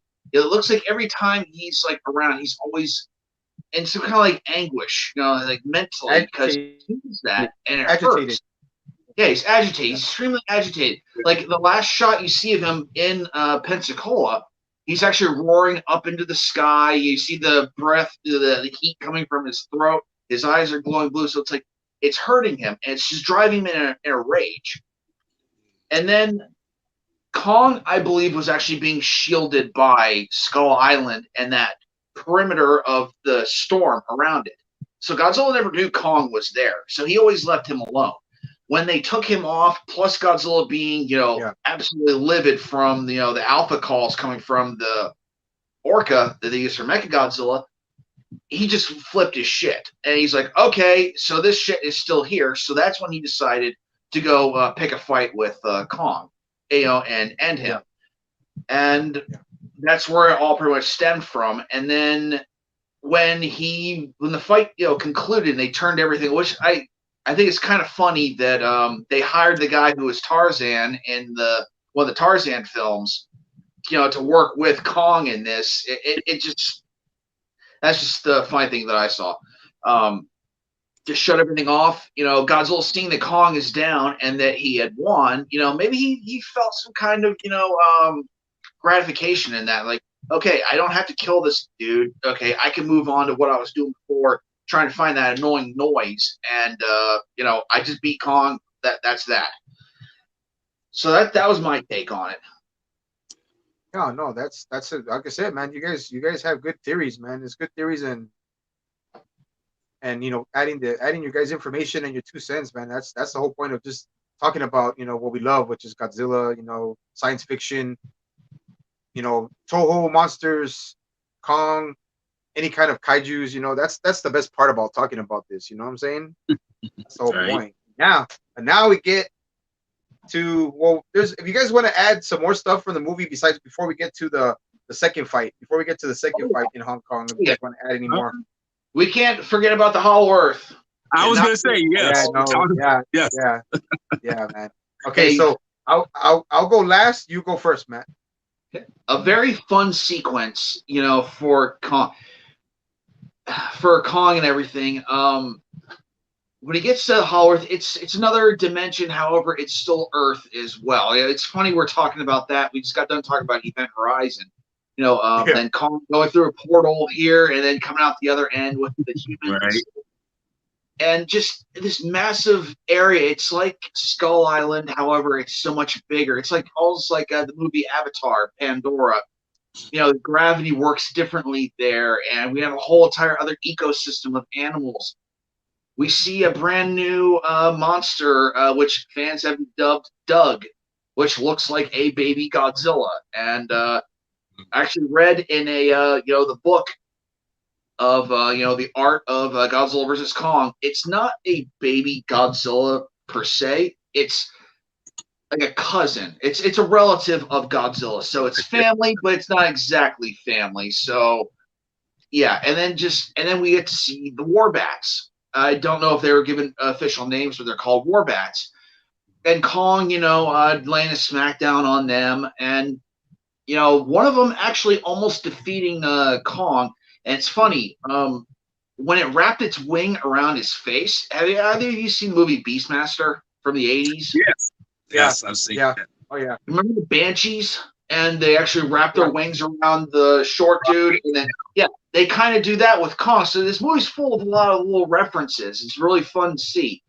And Kong, eventually, getting the upper hand and ripping the head off, and then drinking the insides, which I liked it. That was cool. And moving on, going to the temple, showing Kong's a badass. Showing Kong's a badass. So yeah. Oh yeah. And then going to the temple and getting the kaiju slayer axe. It's called they didn't give it an actual name. It's a badass battle axe. It's made of a Godzilla dorsal plate, and he takes it from the skull of another fallen Godzilla from the past. Awesome stuff. He sits down on his throne, and I don't want to go too far into it. Well, you take it from there.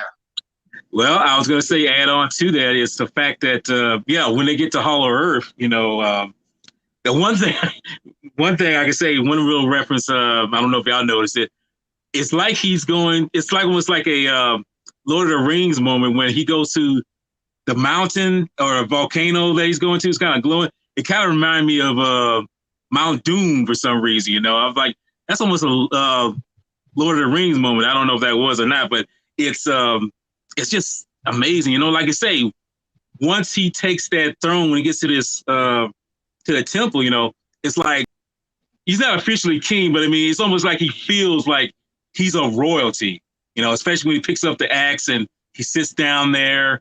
It's like, because you hear that music that XL praise, it's like, he's like, this is where I belong, this is where I feel at, but yeah, the sequence for Hollow Earth is just a beautiful, massive situation going on there. And the fact is, let me get to that part right there.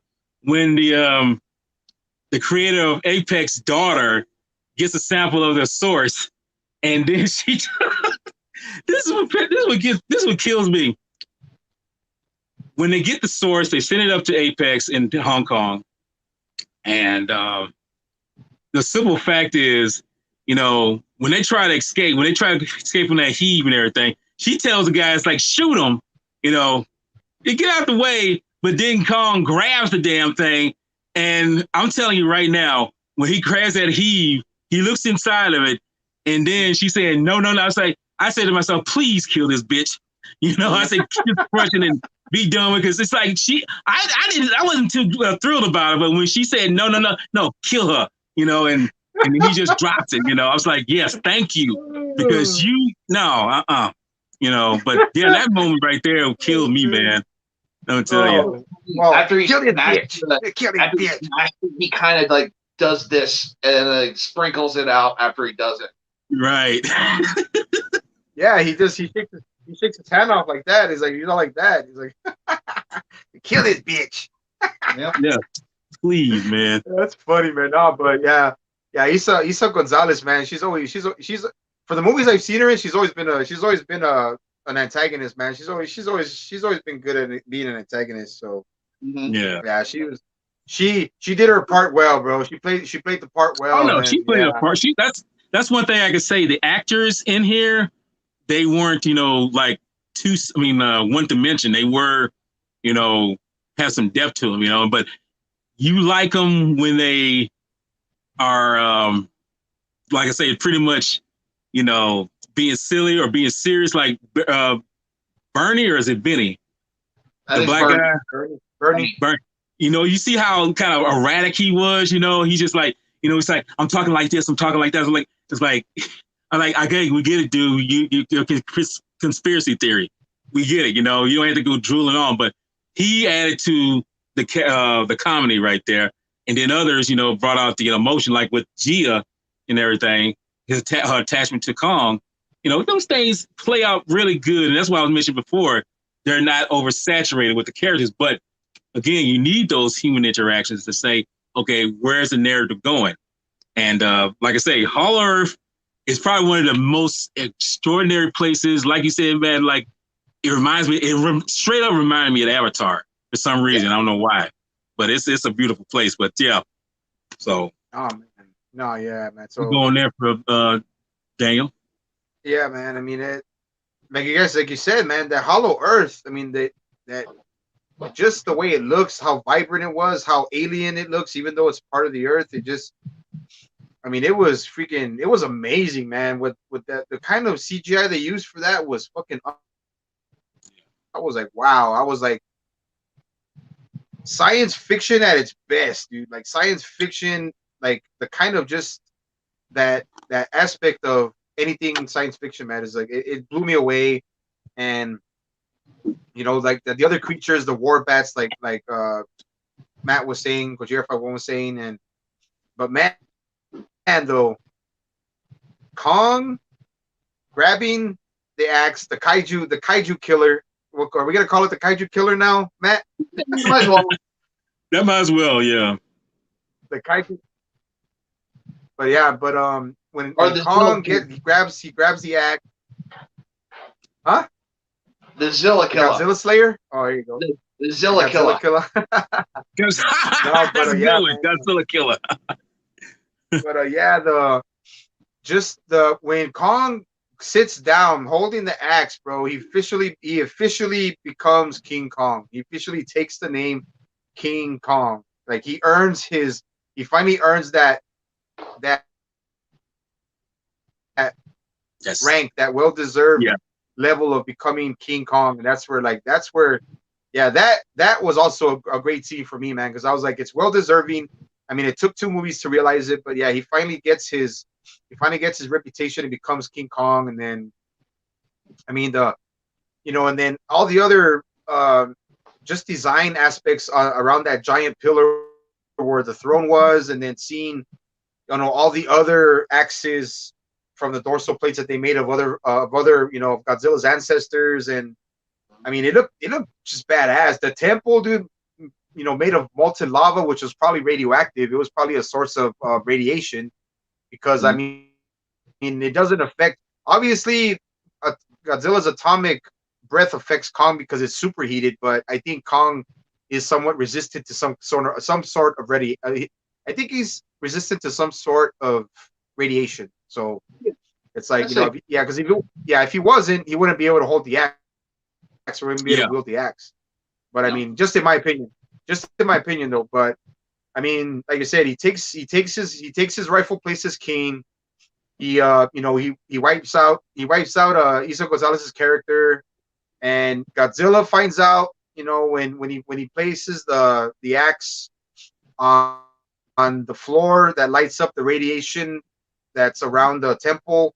Godzilla senses it right away, shoots a motherfucking hole through the earth all the way down to the hollow earth, which was like really freaking insane. It was freaking it was badass. To me it was kind of like, oh shit, that's kind of new. I didn't think that was gonna happen, but it's a quicker way for Kong to get to Hong Kong. So I mean, they shortened out the movie enough. But I mean, they probably had to cut so much from the film, like me and Walter talked about a while back. So they had to just make up something quick.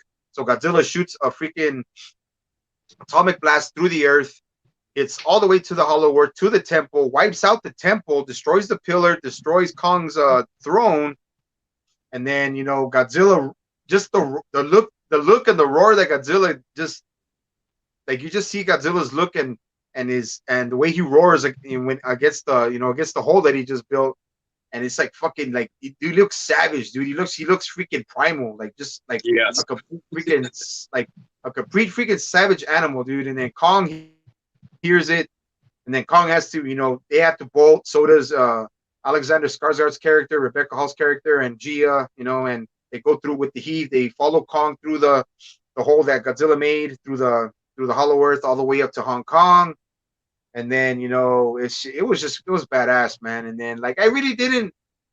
It was cool watching, what they did with Ghidorah's skull, and they used it as a biological supercomputer, kind of like a Pacific Rim kind of vibe, like a Pacific Rim kind of vibe, or Kiryu from Godzilla X Mechagodzilla. Yeah. Oh yeah, definitely. And and they were kind of, to me, they were really on point with the design of Ghidorah's head, of Kevin. It had to be Kevin, right? It was Kevin's head. So it had to be Kevin's head. So yeah, so I mean, it was just crazy, man. I mean, they put it all together good. Like, it all worked. I mean, even though the Team Godzilla and Team Kong's characters were a little separate. I think Kong, because they were more adult based, I think Team Kong was a little more believable and more serious than Team Godzilla. Yeah. You know what I mean? So it's like, because you have two teenagers and a conspiracy theorist who's, people think is freaking nuts. So it's like, it kind of like works. You have the comic relief part of Team Godzilla, and you have the serious part from Team Kong. So, just in my opinion, but I mean, man, it was just, they put it all together well. And then now, just getting to the Hong Kong battle, round number two. So, like I said, Matt, Gojira 5-1 will start off. So go to it, Matt. Let's hear it. I love it when Kong slowly emerges from the hole, and he stands up, and then he roars. Godzilla slowly just stops, just slowly turns around and looks at him. He's like, Oh, you actually decided to show up. Okay. They roar at each other. Kong picks up his axe. They charge at each other. And when people say that Godzilla is dumb, and he doesn't know how, he's not a thinking animal. He knows how to block. He knows how to dodge. He knows how to fight. He's an apex predator that's millions of years old. So you see that in the fight that Godzilla knows how to, scrap with a monster that knows how to fight hand to hand. He's constantly avoiding the axe. He does get hit a couple of times with it because, it is not very often that someone brings an axe to a kaiju fight. But still, he's dealing with it. I love it how he gets hurt, he reacts to it, and he actually tries to defeat the actual threat of the axe. And it turns into a hand-to-hand fight, and, well, actually hand-to-hand versus atomic breath. And Kong showing his brilliance. He's getting fire breathed at him. He's bouncing around from building to building using the concrete jungle like the regular jungle from Skull Island. He has so much experience with climbing the mountains and then from the hollow earth, avoiding Godzilla's atomic breath. He does get hit once, and we get probably the other best scene of the film is Godzilla laughing. Yes, Godzilla actually laughs at Kong. It's not a full-on Tim Curry laugh, but, it is a little chuckly as I actually got you. You're going to dodge me. And then the fight continues. Kong gets back his axe. And Walter, take it away. Well, it's funny, because I'm thinking it's not going to be much of an impact. But when he gets the axe back, and this is after all him climbing around, moving, dodging, the breath and everything of Godzilla, he grabs the axe again. And Godzilla figured, this is, I'm going to take this sucker out like right now. Kong, jumps, and for some reason, it's like the breath attracts to the axe itself. And just as Kong is coming down, he's like, motherfucker, and just hits him, it's like, boom, like knocks, kind of knocks them both, but it really knocks out Godzilla. But, Kong gets back up, saying like, yes, I have an advantage, but, still, the simple fact is it's, that moment of knowing that, okay, Godzilla's got to do another take on this, because he can't just shoot fire. I mean, which he can, because you see him at first, do a little hand-to-hand combat at the beginning before the axe is intervening there, even though he dodges it and everything. But you see that Kong does a kind of knee hit to him, I think, and to his neck or something like that, kind of wrestling him like that, kind of treat him like a wrestler, There's a Muay Thai knee. Yeah, Muay Thai, there you go. And Muay Thai knee. Yeah. And I'm just like, boy, he's like putting all those, even though Godzilla's got probably more advantage because he's millions of years old, Kong is using his status of knowing how to wrestle a creature, because he's dealt with other creatures before and, wrestling them down, the best way he can to avoid the atomic breath, And honestly, I think we said it before, this so reminds me a little bit of Pacific Rim when the Jaegers and the Kaiju were fighting there, because Hong Kong is lit up and the buildings are getting fucked up too. But it's funny how when they're fighting, everything's getting pulverized. And I can't help but think, where are the people who are down below? Because I know there's some people getting killed, during this fight, I mean, you can't say they evacuated everybody out of that city, you can't say they evacuated everyone out of there. No people are dying right now. And why bodies, no, they're fine. Unless you see the bodies, they're fine. Yeah, okay, we'll say they're fine to the point of saying that, yeah, I'm pretty sure some of them are missed, right now, but it's such a badass sequence, dance around them a little bit, they're okay. There's shelters underground. I'm sure we've survived Godzilla falling on it. Just to add on to this, when Mega Godzilla comes out of the mountain right there, you see that one shot where these people are running away when Mega Godzilla's coming. Like, where were they? Why aren't you on the ground? Why aren't you not evacuated? Why are you running away from the situation in terms of why weren't you gone before? You could have been gone and not dealt with this. But this is what makes us think not everyone's out of the city. You know, people are dying, and there are people probably in those buildings too who are getting like polarized right now. You know, it's just a crazy sequence, though. Bro, man, my homies, dude, it's fucking Hong Kong. That fucking city is enormous, bro. Even if they wanted to evacuate people in an hour, it's fucking impossible. Yeah, it's impossible. You can't do that. I mean, yeah, they'll be fine. I mean, yeah, they're probably fine underground, but they'll probably be in pieces. They'll probably be in pieces. you know when Godzilla first comes to Hong Kong, what do you see people doing? Taking out their phone, recording him. I'm just like, there's a big fucking kaiju. Y'all want to get the hell out of here? Get out of here, man. It's a radioactive lizard that wants to step on you. You might want to move. Yeah, get out of here. Don't be standing around and taking pictures. Yeah, take a picture from like 10 miles away. Don't take it when you're right up to him and it's like, don't do that, man. Come on now. What do you think about the fish economy? Like you don't want to go up to that close. Right? Yeah. You might want to leave them alone a little bit. Dude, come on now. This is crazy. It shows right there that you have to have that sense of danger with that, but still it's like, as you say, it's Hong Kong. It's a big fucking city. But I'm thinking like, y'all should have like got out of here. When y'all see a huge, nearly 400-foot tall creature coming out of the water, knocking down something, it's like that should be your alert. That should be your stranger danger situation. It's like, get the fuck out of Dodge right now, because you don't need to be there. You know, shoot. Oh yeah, man. I mean that's. I mean, like I said, man. Hong Kong's a big fucking city, bro. So I mean, there's no way anybody could be evacuated in an hour, or fucking 30, 40 minutes, or any shit like that. I mean, even 2 hours, bro. It's fucking impossible.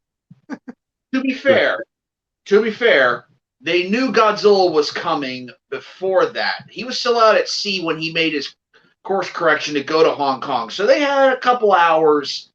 So they probably got a good quarter of people out of there. There's still probably a bunch left, but you know they knew Godzilla was coming. They knew he was coming. Yeah, I didn't think about that. Because, like you said, that's a point. Because I'm sorry. Well, no, see, he has a point though, because Monarch pretty much lets everybody know right away. Because Monarch's always on top of everything. So the ones who say, "Well, I'm just gonna stay. This is my home. I figure I'll be able to survive this. You know, I shouldn't worry. I mean, whatever comes, you know, I'll be far away from like." Okay, by the time Godzilla and Kong are done, Hong Kong is not really Hong Kong anymore. It's pretty much in ruins most of it. You know, most of the buildings are gone and everything. You know. Well, so, yeah.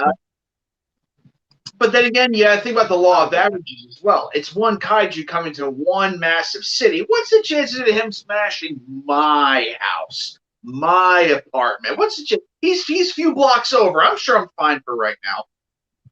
So it's like it's 1 out of a billion right there. The chance that my house is not going to get crushed. My apartment won't get hit. It won't crumble to the ground. It's like hitting the lottery or seeing Batman in Gotham City. It's like, you have a 1 in a billion chance of seeing him. Yeah, it's Godzilla and he's gonna smash you. Yeah, they should have been standing around. I don't know why I'm trying to. Yeah, very goofy. Man, but yeah, man. I mean, that's your take on it. Your take on that part, Walter. It is, because the simple fact is, Kong gets a blow, but as we see, when Godzilla finally gets him down, you know, after pretty much using his claw, because there's that one shot where hold on. We'll get to the third. We'll get to the third one right now. Okay. We'll get to the third round. I wanted to give my take. I wanted to give my take on the second round. Drop kicks, Muay Thai knees, elbows. Huh? Macho Man double sledge. Double axe handle, freaking shoulder blocks. I mean, man. Oh, and don't forget that little homage from King Kong versus Godzilla when Kong kind of shoves that into Godzilla's mouth. Yeah, he shoves the what is it, the The handle. The bone in or whatever. The handle down, the handle in his throat, so he could keep it from throwing the what do you call it, the atomic breath, man. But man, one part that got me pumped, like when you could tell they're really getting into it, man, is when Kong freaking drop kicks Godzilla just does that funny little roar when he freaking goes down, and he goes down like that, and then you just see Kong, and then freaking grabs the freaking and then he just grabs grabs the axe out of the thing. He just goes, he just tags it out of the freaking dude.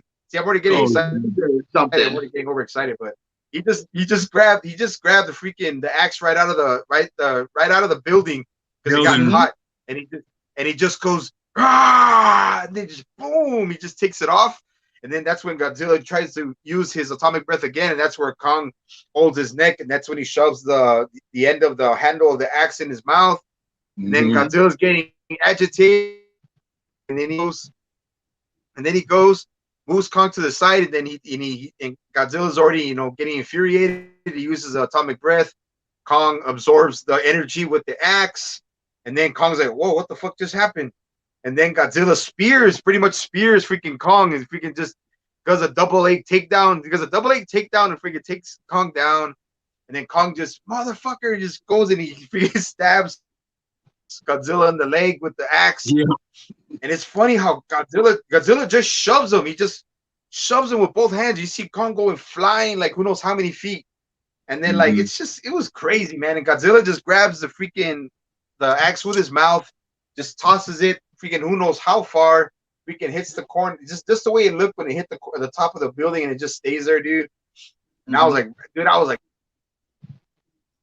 Kong, he was showing his freaking crazy ass agility, jumping from building to building, just like avoiding all of these, trying to avoid Godzilla's breath. And Kong, you see, right when Godzilla is about to throw the freaking atomic breath, you just see Kong's face go, "Oh shit!" And he just jumps. Yeah. He just jumps, and he's like, "Oh shit! Oh shit!" And it's like, I laughed, man. I was freaking laughing out of excitement, dude, because Kong just made it look so funny, dude, when he was just, "Oh shit! Oh shit!" He's like dodging, man. And then and that's when he does, like when you guys mentioned, Kong is hopping from building to building, uses the top of a rounded building as like a freaking shield, and then he just jumps, tosses it, and then he jumps on the other building, dodges another atomic blast, and then he just goes towards the building that has the axe on it, and he just grabs it, and that's when he does the freaking double axe handle on Godzilla, right? Right on his. I actually seriously thought that Kong was gonna at least maim Godzilla, at least like cut him open on the top of his head or his mouth or something. Yeah. And I guess that shows how durable his. Yeah. Well, yeah, he's not only durable, but I think that Godzilla supercharged the axe so much that it just did a shockwave before it could hit him. Yeah. I think it just made a huge shockwave before it could actually land on him, because if it did really land on him, it should have done something. It should have made a cut, or it should have cut his head, or should have done a real pretty decent. It almost reminds me when Thor lands his Mjolnir on Cap's shield in Avengers, and you think he's gonna break it or something, but it just hits it and reverses it, and that's kind of what it reminded me of. That's that moment where it's like he comes down with a hammer and it's like boom, and it just shockwaves everything. Yeah. So. Well, that's what I mean. Like that's where I was like, I mean, it was just exciting. Then like it's funny how Kong went flying even further than, and Godzilla just barely toppled down. He just toppled down and got like the air. He got the air knocked out of him. Mm-hmm. He got the air knocked out of him, and then Kong just goes and he gets up first. Kong gets up first, and he's all shrugging his shoulders, and he's all going like that to his nose. And I was like, yeah, I was badass. And I was actually, you know what? I was like, okay, I'll give it to Kong. I'll give Kong that round. I was like, I'll give him that round. He did good. I mean, but it was like, man, the second round, like, if I was already thinking shit, well, I didn't know when I first saw it, but I was like, man, if this getting this fucking good in the second battle, I mean, I didn't even know there was gonna be a third. I knew there was gonna be a third, but I didn't know it was gonna be that intense, man. So now if you guys want to, recap on anything before the second fight, and then where we can get to the third round and then to the finale. So if there's anything you guys want to add before we get to round 3. Got anything to add, man? Because I think I've said my deuces. You, man? Well, we're gonna talk about the rest of the fight. Then we'll get to the big finale, right? Yeah. We're just I was just gonna say if you wanted to add, if there's anything else you wanted to add for the second round that we could jump straight to the third. No, I think we pretty much hit all the broad strokes. I want to talk about the third round because that's where both monsters start to be a little smarter, and Godzilla decides to buckle down a little bit. So we ready? Yeah, go for it. Start it off, Matt. Start it off, man. All right, so Godzilla gets up and kind of shakes off what happened. And Kong he has the high ground. And he tries to distract Godzilla and, do a little flying thing on the back to, finish him off. Now, you'll notice Godzilla's not breathing fire anymore. He's letting Kong get nice and close. And Kong gets close. And Godzilla, snapmares him over him, slams him to the ground, tries to stomp him now because Godzilla likes to stomp and kick things really hard in these films. Whether it's a Muto, whether it's Ghidorah, he likes to get up and close and personal as well. Kong is kind of avoiding it. Godzilla straight up goes on all fours. Mm-hmm. We've never seen this before. At least I've never seen it before in a Godzilla film. Godzilla gets on all fours. He goes full on primal. He's slashing up Kong like he's Freddy Krueger, slashing his chest up and everything. Kong, trying to back up and survive. And Godzilla is just smacking him around. Then it gets to another point where Godzilla actually throws Kong into another building and separates his shoulder. Eric brought up a special thing about Lethal Weapon. That's not in this fight. That happens a little bit. We'll get to that. We'll get to it. That's the finale, yeah. Yeah, we'll get to it. So Godzilla starts to impose himself even more and has Kong at his complete mercy, stomps on his chest. Mm-hmm. And then he roars down at Kong. Just wants him to submit. Like, damn it, you give up a good fight, you big monkey, but I'm the winner. I'm king. You address me. You acknowledge me. Yep. Kong roars right back at him, will not acknowledge him as the winner. Godzilla's like, you know what? Fine, whatever. Turns around and he starts to go look for what is making that noise, that Mecha Godzilla noise, that King Ghidorah, whatever, Apex noise. Kong's like, what? I'm not done with you. Okay, maybe I am done. He lays down and seemingly dead. Yep. So that part spoke very big volumes. Kong loses the axe in the back draft of the explosion. So he decides to act smarter and trying to use more ambush tactics. Godzilla, however, showing why he is the alpha and actually showing that he is a hand-to-hand. But everybody says, oh, he's just a flamethrower. He's not going to be able to fight Kong up close. Yeah, he can. He can fight Kong up close. He loves fighting up close. He's a master at kaiju combat. He's been fighting kaiju his size and bigger for millions of years. Yep. And it just shows in the second part of the third part of the second fight, second part. Wow, that's confusing. Anyway, in the next rest, and it just shows just awesome stuff, and I love that grounded fight that they have. And Walt, take it away. Well, I wanted to add on to that about that one part where you said he throws, Kong, and dislocates his shoulder. You see, and this is the thing that got me. You see how fast just runs up to him, when he gets him down, he throws him good, but it's like, damn, Godzilla got super speed, so got to be like the Flash right here. It's like he runs up on him like boom, he misses him, but he missed him Kong. But then, like you say, he just started biting his legs, biting his foot and everything. He's like really just ripping into him, And yeah, that's the thing right there. When I'm watching him roaring at him, saying, this is it. Just say you're done. It's like, bitch, please, I ain't gonna submit to your ass. Yeah, you might have me down, but I ain't out. So unless you gonna kill me, bitch. Kill me now, It's like that kind of mentality right there. It's like, you got me down, go ahead and finish it, because I ain't afraid to die. just do it, But when he starts to try to get, like you say, when he tries to get back, it's like, oh, fuck this, I'm just like, hell, I mean, I'm down, and then, the simple fact is when he's dying, this before we get into, he's like, I'm dead, I'm not gonna live through this, I'm the last of my kind, just, it's over, I mean, I fought the good fight, but I can't do no more, and that's the thing.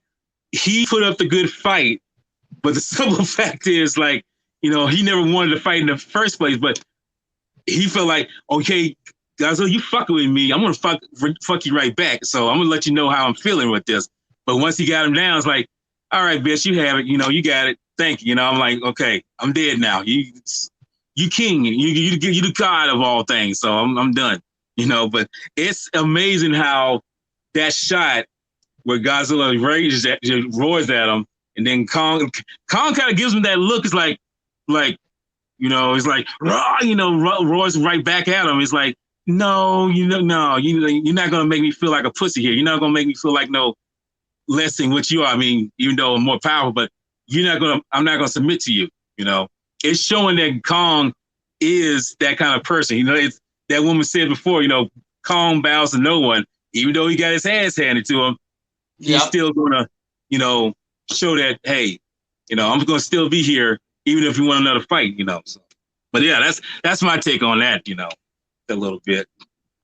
All right. So, hey man, both both always, both great takes and great info, and man, you guys, I mean, that's why we're such good friends, man. We have so much in common, and we have the same mutual love for Godzilla, probably even more. And man, like, just my take is gonna be quick, bro. Godzilla beat the fucking gorilla shit out of Kong. Beat his ass. Just fucking fucked him up, dude. Fucked him up. Beat his ass, dude. Beat his ass. And like what I wanted to add also was that not only was Kong using tactics, Kong was like, you know what? I'm fast. I realize I'm faster. I'm quicker. I'm more agile than him. I'm gonna use it to my advantage. Godzilla's like, you know what? Like Matt was saying, no more atomic breath. I'm gonna go hand in hand with this motherfucker. I want to get him close. We're gonna see what the fuck happens. Once I grab him, it's over. Like once I get a hold of Kong, he's done. He's freaking done, man. And I'm gonna say this, if you guys watch the movie again, if you guys get a chance, when you guys watch the movie again, I'll tell you why. Watch. I'll get to it. Right when Kong is trying to like smother Godzilla from behind or try to choke him out, Godzilla literally freaking bites down on his hand, shoulder throws him, just like Matt said.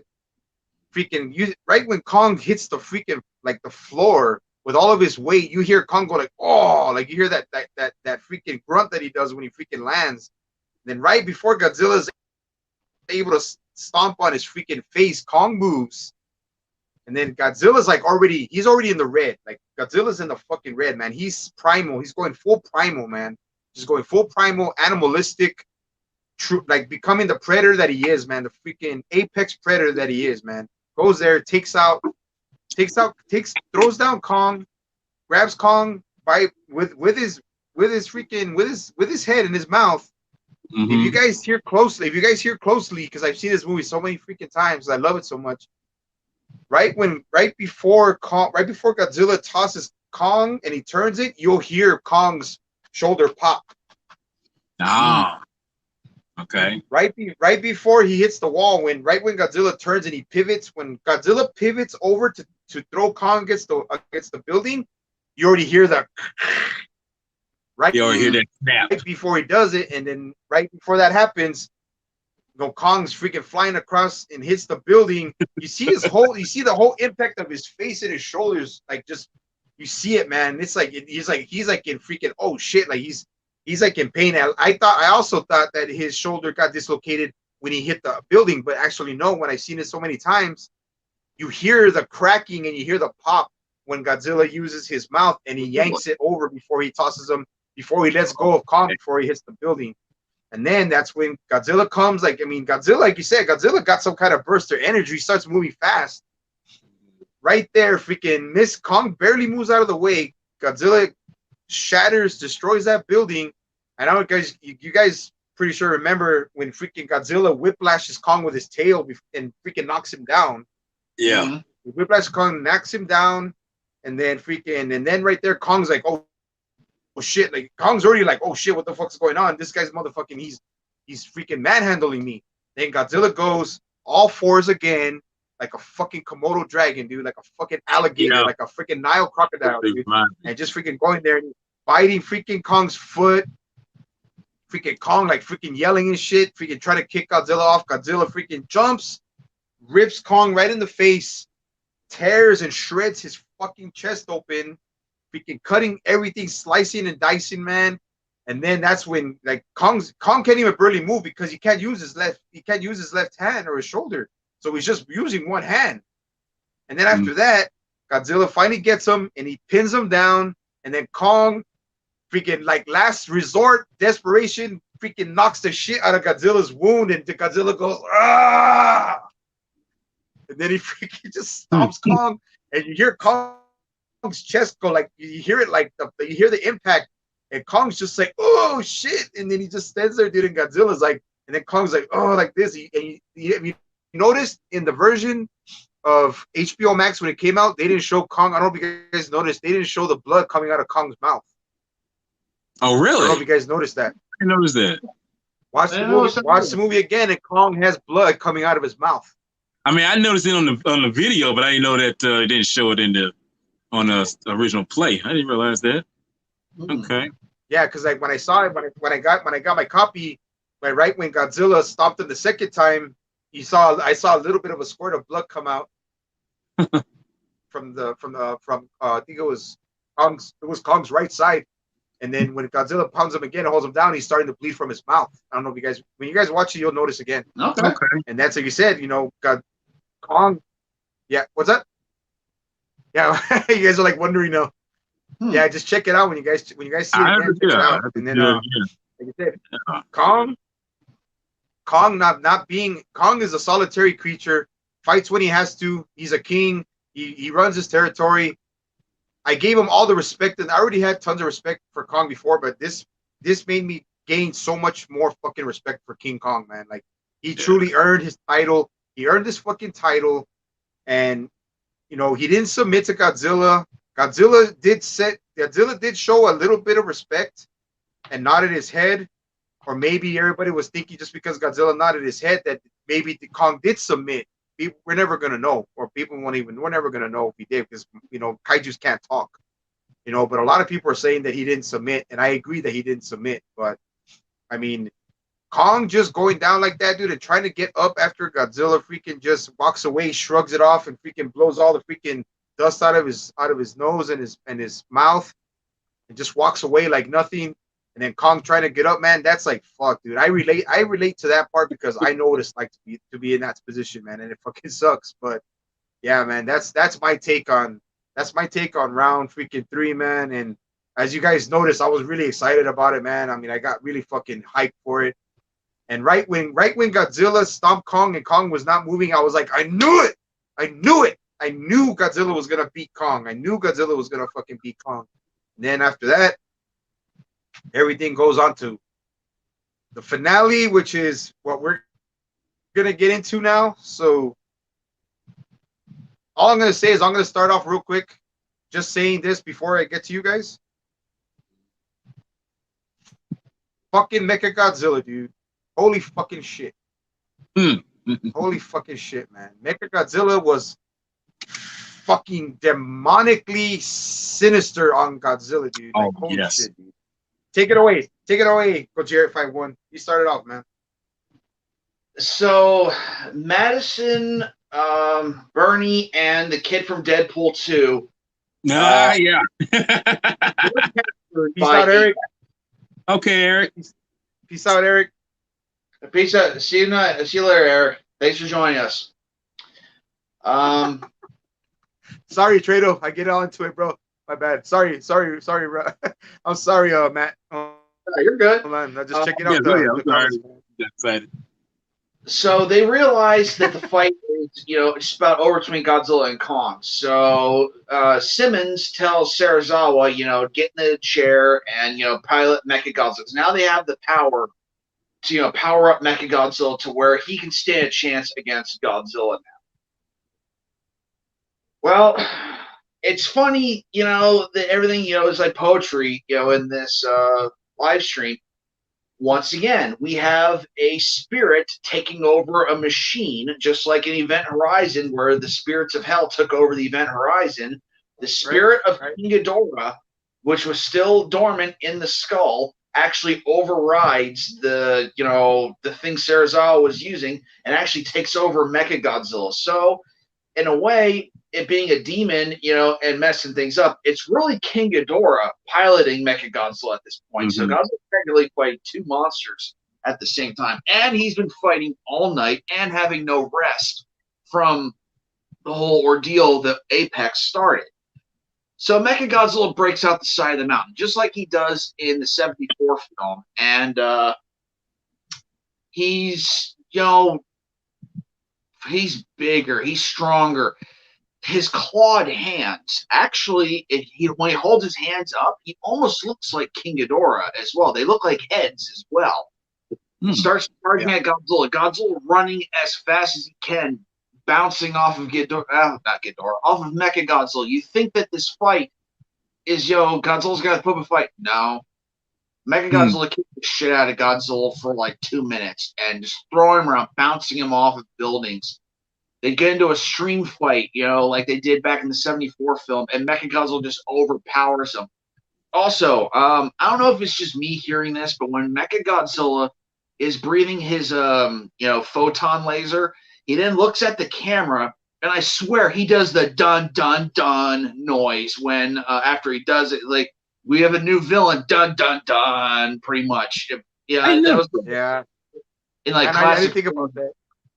And, he's just kicking the shit out of him all over the place. It's like moving close. And then Godzilla's like, okay, I can fight. And then Mechagodzilla sidesteps him, does like a Jean-Claude Van Damme capoeira jump behind him, grabs his tail, swings him around, and throws him into another building. It's like can we throw Godzilla a bone here? Can he get like at least one other hit on him? Like, no, he can't. He's just kicking the shit out of him. And then Gia and the other humans from Kong's team. Kong is dying. So they set this up earlier in the film that the little ship that they are flying, a hive or a heave or whatever it's called. Yeah, the heave. There's a heave. Heave can light up Las Vegas. That's how much power it's flowing through it. So they detonate this heave on Kong's chest and restart his heart. And then Kong is, told, hey, that thing over there, that's the bad guy. Okay, Godzilla, not enemy. So then, I don't know if you want me to take this from you, Jedi Granville. I don't know if I want to leave it for you to say, but Kong gets up and he's not feeling 100%, and it's mainly his left arm. So I'm actually cut there. Walt, why don't you take over? Well, before I get to that, let me get to one reference that is another movie homage. You remember when we were saying that Mechagodzilla is pretty much, thrashing Godzilla around. When he's throwing Godzilla through those buildings, I've told this to Daniel. When he smashes Godzilla's head through the buildings and everything, I told him that's kind of almost a reference to Evil Dead a little bit. What Sam Raimi does when he takes a character and push their heads through a glass or something like or whatever kind of makeshift obstacle, brick wall. Where I say that's kind of a Sam Raimi moment or an Evil Dead moment, because that one shot where he throws it right at camera, his head, Godzilla's head, right at camera through that building. It's like that's almost like an Evil Dead moment to me for some reason. I don't know why. But yes, when they restart his heart, he jumps up, and everything. And he's kind of hesitant a little bit, but Gia said, he's not the enemy. That is the enemy. So he's really getting his bearings right there. And here comes another movie homage. He feels his shoulder. He's like, and then he just like hits that bill. It's like boom, it's like, and then you hear that pop. It's like, it's like I was like, I was dying with joy right there. And that's like, oh shit. He's like, okay, he's back in the game now. He ain't out yet. So he gets right back into the fight. He's seeing Godzilla pretty much getting his ass handed to him. So going back to 2014, Mechagodzilla pretty much got Godzilla on the ropes. He's pretty much down. He's about to do to him what he did to that Muto, and you feel like, oh shit, well, he's about to have it. That's it. He's about to have it, because Godzilla's trying to be resistant by not opening his mouth, but he said, open your mouth. I'm about to kill you, Here comes Kong jumping on his back, saving us just at that very second, because I swear if he didn't come any team sooner, that would Godzilla would have been an axe. That would have been it. That would have been done. He's gone. But he gets him, he tosses him around a little bit, and then both of them tag team and grab both one of his arms, Mechagodzilla's arm, and just slams him through that damn building. I was like, through the building, and it's just like, dude, that was. It's like, yes, team up now. This is what you're supposed to be doing, not fighting each other. Fight this metal motherfucker. So it was, man. But I don't want to give out too much because I figured like someone else can talk about it. But I mean, that to me was the moment that really energized me, because it's like, okay, now they're working together, I mean, they were enemies before. They were rivals. Well, I should say rivals before, but it's like now they're truly they're dealing with the true enemy here. And the real enemy, he's very tactical. He's still got missiles. He's got the cold so-called, because notice that when he knocks Kong away, he gets Godzilla again, and he's got him against that building. He's about to drill his ass. I don't know if you noticed that. He pins him against that building, and then his tail starts to the end of the tail starts to spin, and he's about to just drill him. He's like, no, but then Kong grabs that and pushes it away. It's like, no, dude. It's like, this is the moments where it's like, dude, this is why I come to the movies to see these things, because I'm like, these two might have been at it before, but now they're taking down this kaiju, but it's back and forth with them, But it's crazy. But I want to give out the ending to it. I'll say, Daniel, I'll let you pass it on because I know you can do this well with that. Tell him what happens next. Bring it up, Daniel. Because I was just laughing at this whole moment, man. I was just like, oh my god, this is actually happening. Well, like you said, you guys gave the great references and pointed out the main points about how the battle went, man. And man, Mechagodzilla was just beating the shit out of Godzilla like he owed him fucking money, bro. Yeah. He fucking bitch slapped fucking just totally freaking beat Godzilla like a redheaded stepchild, dude. I mean, fucking just fucking totally dominated, dude. Total domination, dude. Like Godzilla's energy is so high and so powerful, dude. He still couldn't even match Mechagodzilla's proton beam. I mean, Mechagodzilla had missiles, he had tactics. I mean, he had the thrusters, he was able to move quicker, he had the agility, he was able to move back and forth. He was bobbing and weaving, he was ducking under, he was slipping, he was throwing jabs. I mean, dude, it was also, he had hollow earth energy. He was actually putting it through his hands as well and hitting Godzilla in the face with that straight up energy as well. Sorry, go ahead. Yeah, man. Yes, I mean, it was just, man. I mean, Mechagodzilla was the total fucking package of everything, dude. He had all the knowledge of all other kaijus, Godzilla's past battles. He had references on Godzilla. He had the background on Godzilla, how Godzilla won this fight, that fight. I mean, it was just, it was insane, man. And Kong, and then I'm getting to the part where Kong is revived, man. Like what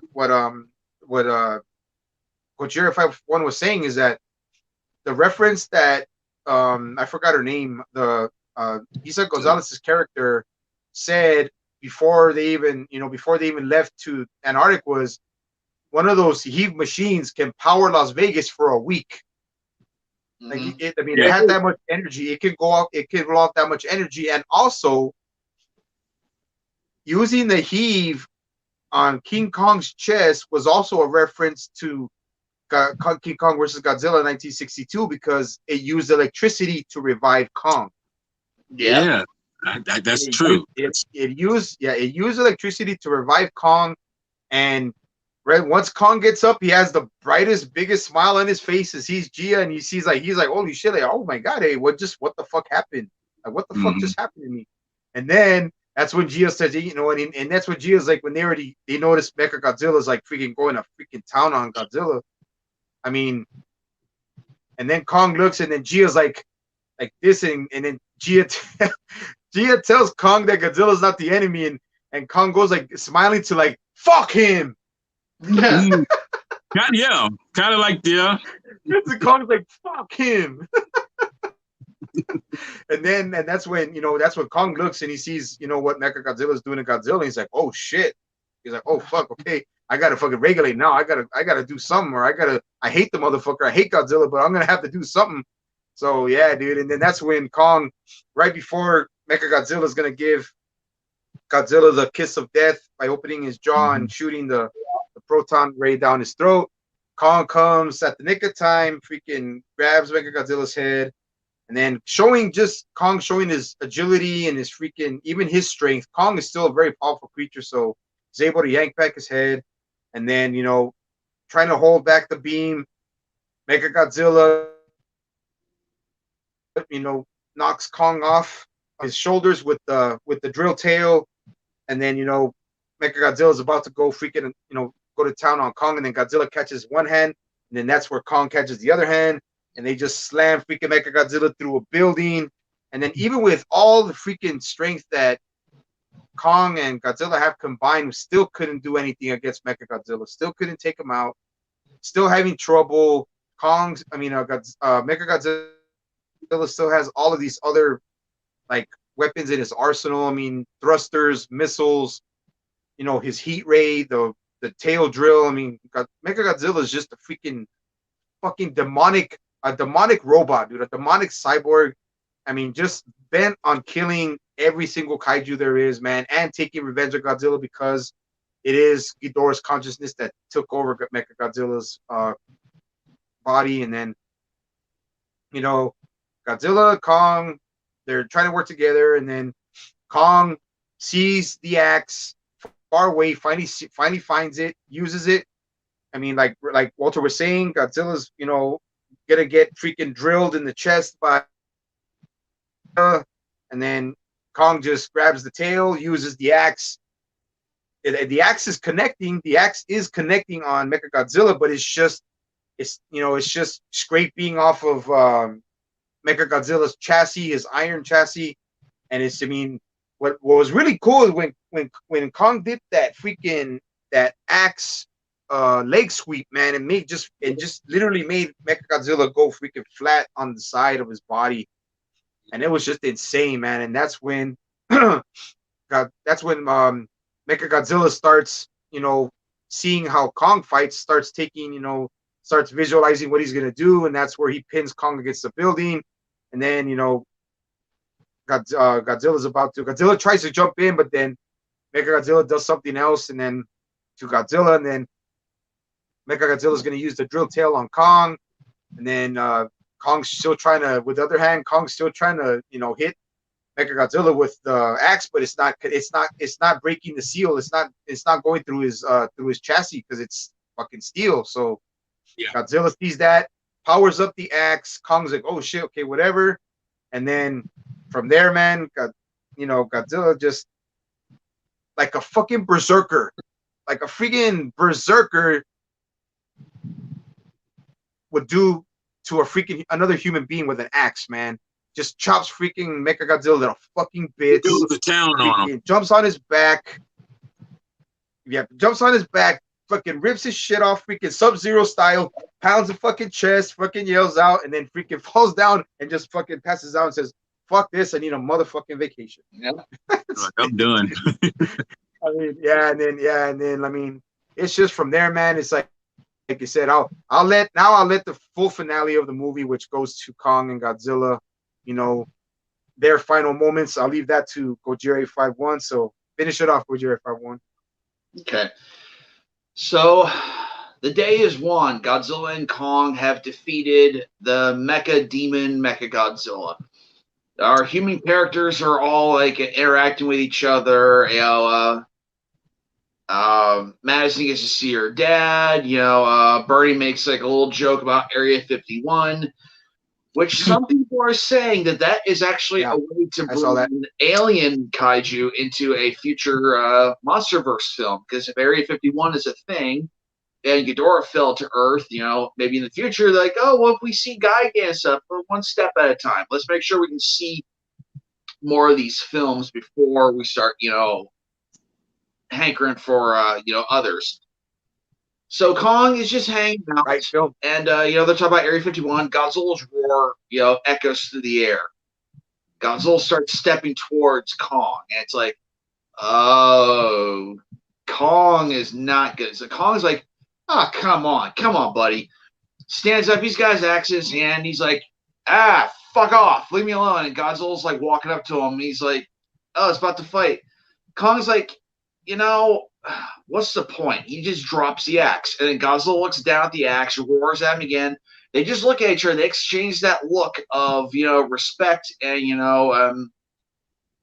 just respect. Godzilla then turns and walks back out into the sea and swims away. As we finish up with Kong actually being transported to the Hollow Earth. Gia and the other characters for the Kong team are actually now living in the Hollow Earth, as Kong is now king of the Hollow Earth, his own kingdom to rule below as Godzilla rules above. We get the end credits. Excellent film. Absolutely loved it. If I didn't have to be at work early in the morning, I would watch it tonight. I'm going to watch it tomorrow, though, when I come home from work, though. Absolutely awesome film. Awesome music, awesome fight sequences. I love every single character in this film. Well, except for maybe the kid from Deadpool. He didn't really add anything for me. But anyway, every single, just pretty much every aspect of this film I loved. And also, with the shoulder popping the thing back in, that's a callback to Martin Riggs from Lethal Weapon. He had this trick where he would pop his shoulder out so he can get out of a straitjacket, and they kept on building on that. Fun stuff. Yeah. Movie's full of so many awesome references. I love the Jaws references earlier in the film as well. Just awesome film altogether. 10 out of 10, 2 thumbs up. Absolutely loved it. It's silly, yes. It's a giant radioactive dinosaur fighting a giant gorilla fighting a giant robot radioactive dinosaur. Awesome stuff. It's a fun time to be had. Every character pulls their weight in the film. I would not cut anything from this. There is like a leaked, plot synopsis. Hey, Kevin Lambar, how you doing? What up, Kaiju goodness? Kaiju Pimp Daddy goodness? Kaiju Pimp Daddy, what's up, man? Welcome to the stream. Go for it. Go ahead, Matt. Finish off. And 10 likes as well. Thank you for that. Nice. 10 likes on the stream. I love it. Next time we'll have to get 20. But anyway. Appreciate it. Excellent film. Absolutely love it. And this film did a lot better than a lot of people were actually projecting. A lot of people were saying that this film is going to fail. It's not going to make any money. It came out during the pandemic and blah, blah, blah. Not only did this movie make money, but it made more money than they thought it was. Now they're saying that they might continue the MonsterVerse, saying that there might be a future Kong film, like Son of Kong, they're talking about. They have plans. Not they don't, but people are speculating. Since we're talking about Area 51, we have alien kaiju coming to Earth to fight Godzilla, to fight Kong. We can have more kaiju from, other franchises like Rodan, biggest return. We can have Mothra have her return. Yep. You can create new kaiju and do stuff like that. There's endless possibilities for the MonsterVerse that could happen, and I'd love to see it happen, especially off the back of Godzilla vs. Kong. It's fun. It's awesome. It's also serious. Love the music. All that. Beautiful. 10 out of 10. Give it a watch. When it comes back to HBO Max, or when you want to buy it on DVD, you want to buy it on digital, excellent film. And that's all I got to say about that. Walt, take her away. Hey, I'll just add on saying it's the cherry on top for me because let's face it, I mean, it built up from Godzilla, went to Skull Island, then it did the King of the Monsters, but this was primo, just like, yes, this is the movie that really submitting. I mean, you think Godzilla beating up, King Ghidorah was something, but seeing these two iconic monsters go at it and really fight each other and do what they do, is like, look, it's for a person like me, who's over 50 and seeing something like this after, years of seeing the original version of what it was, updated now, it's like, this is what you live for. These are the moments you live for, to watch something and see that, and to see it come to fruition like this. It's like, yes, this is what you live. This is why I'm a movie lover, basically. I mean, I'm a kaiju lover too. I love monsters and everything, but I'm a movie lover too. And when a movie like this does what it's supposed to do, entertain you, excite you, thrill you, do all those things, and just say, oh, this is what I go to. This is why I love movies. This is what it's supposed to do. This is what it's supposed to do for the audience. It's supposed to enjoy watching something like this and have fun. It may not be, like I say, it may not be, realistic or anything like that. It's fantasy. But that's the thing. It's something to derive from reality, which can suck sometimes. But you see this, and it's like, this helps you take away from reality and say, okay, I'm living a fantasy, but that fantasy is good. If you get into a fantasy and it's not worth anything, what's the point of going to the movies or just watching it, period? This movie really cemented the fact that, yes, I love movies, and this movie is no exception. It is one of those films that really hits home for me in terms of, spectacle, atmospheric. And like you say, the characters in there, very good. I have to say, they blended well with the monster action, and it wasn't dragging on. Now, I got to say this. I kind of mentioned this, Sci Fi Century before. And the simple fact is, this movie, I don't know if you know this, Matt, that this movie almost had a 3-hour long, release almost. Almost. It didn't do it. But I can tell you now, I'm kind of glad that they didn't do that because there actually were some characters that were deleted out. But actually, I'm fine with it like this because it flows good. Now, if it was to flow good with the 3-hour length, okay, but hopefully it matters in terms of story, because if you just have it drag on, which this didn't, there's no sense having that. This to me felt fluid. It felt great. It felt like, didn't waste no time. You're telling a story, and where's it going with? And that's what it did. I can go on and on saying about that, but that's just how this movie is. This is making me feel like an elementary student again. This is something that I felt like when I saw Star Wars all them years ago. I knew when it was called Star Wars. And I feel like that's how I felt with this. And I'm glad to say that it is, yes, definitely 10 out of 10 for me. It's one of those films, like I say, you will never forget. And like you, Matt, if I didn't have nothing to do tomorrow, I would go watch it right now. But I will watch it again tomorrow when I get a chance. But yes, this movie is outrageous. And I'm loving it for it. I'm just like, I'm so glad it got made.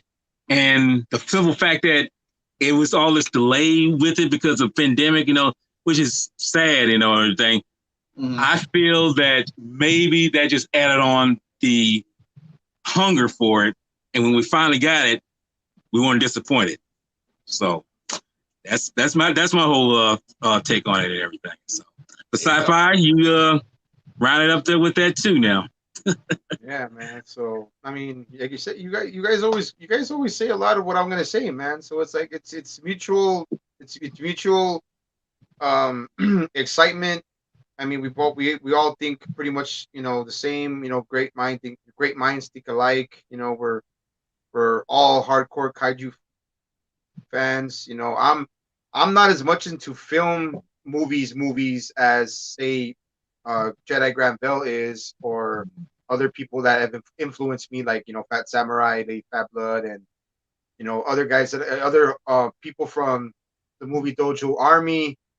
I mean, other people that are really more into movies than I am. Trado, film, kaiju, goodness, Pimp Daddy. I mean, so many freaking people, man. There's so many different people that are more into movies than I am. But this movie really took a hold of me, and so did King of the Monsters. Even though King of the Monsters wasn't as successful as Godzilla vs Kong, the MonsterVerse alone brought its new and original kaiju's and original stories. King of the Monsters brought back those homages and that love for old school Showa, Heisei, Millennium style Godzilla films. They added a lot of the old school Godzilla tracks from Akira Fukube. They brought back some styles from the old school films. Ghidorah, the three-headed monster. They brought back the famous four: Mothra, Rodan, Godzilla, King Ghidorah, and then finishing it off with Godzilla versus Kong, the spectacle that not only people were probably not even putting money on, but for some reason I did have my doubts, but they proved me all wrong. Godzilla versus Kong to me was the top fucking movie for 2021. But that's just coming from me because I don't really watch movies as much as my other homies do, especially my brothers, Gojira 51 and Walter LaBelle Ross and other new people and other new homies that I made, new friends that I made from the movie Dojo Army. So it's like, man, I mean, 10 out of freaking 10, fuck that, 20 out of fucking 20. Story, that's better, yeah. Story, the story itself, man. Every single movie is gonna have flaws. Every single movie is not gonna be perfect. For me, it was close enough to being believable. It was believable. It was sensible. It had the sci-fi aspect. It had a little bit of the Toho kaiju feel. It just had so much that we all were anticipating, especially for this fucking pandemic, sucky ass 2020, and especially me going through some personal problems, some personal losses for me. Godzilla vs Kong helped me get through a lot of shit, negative and positive.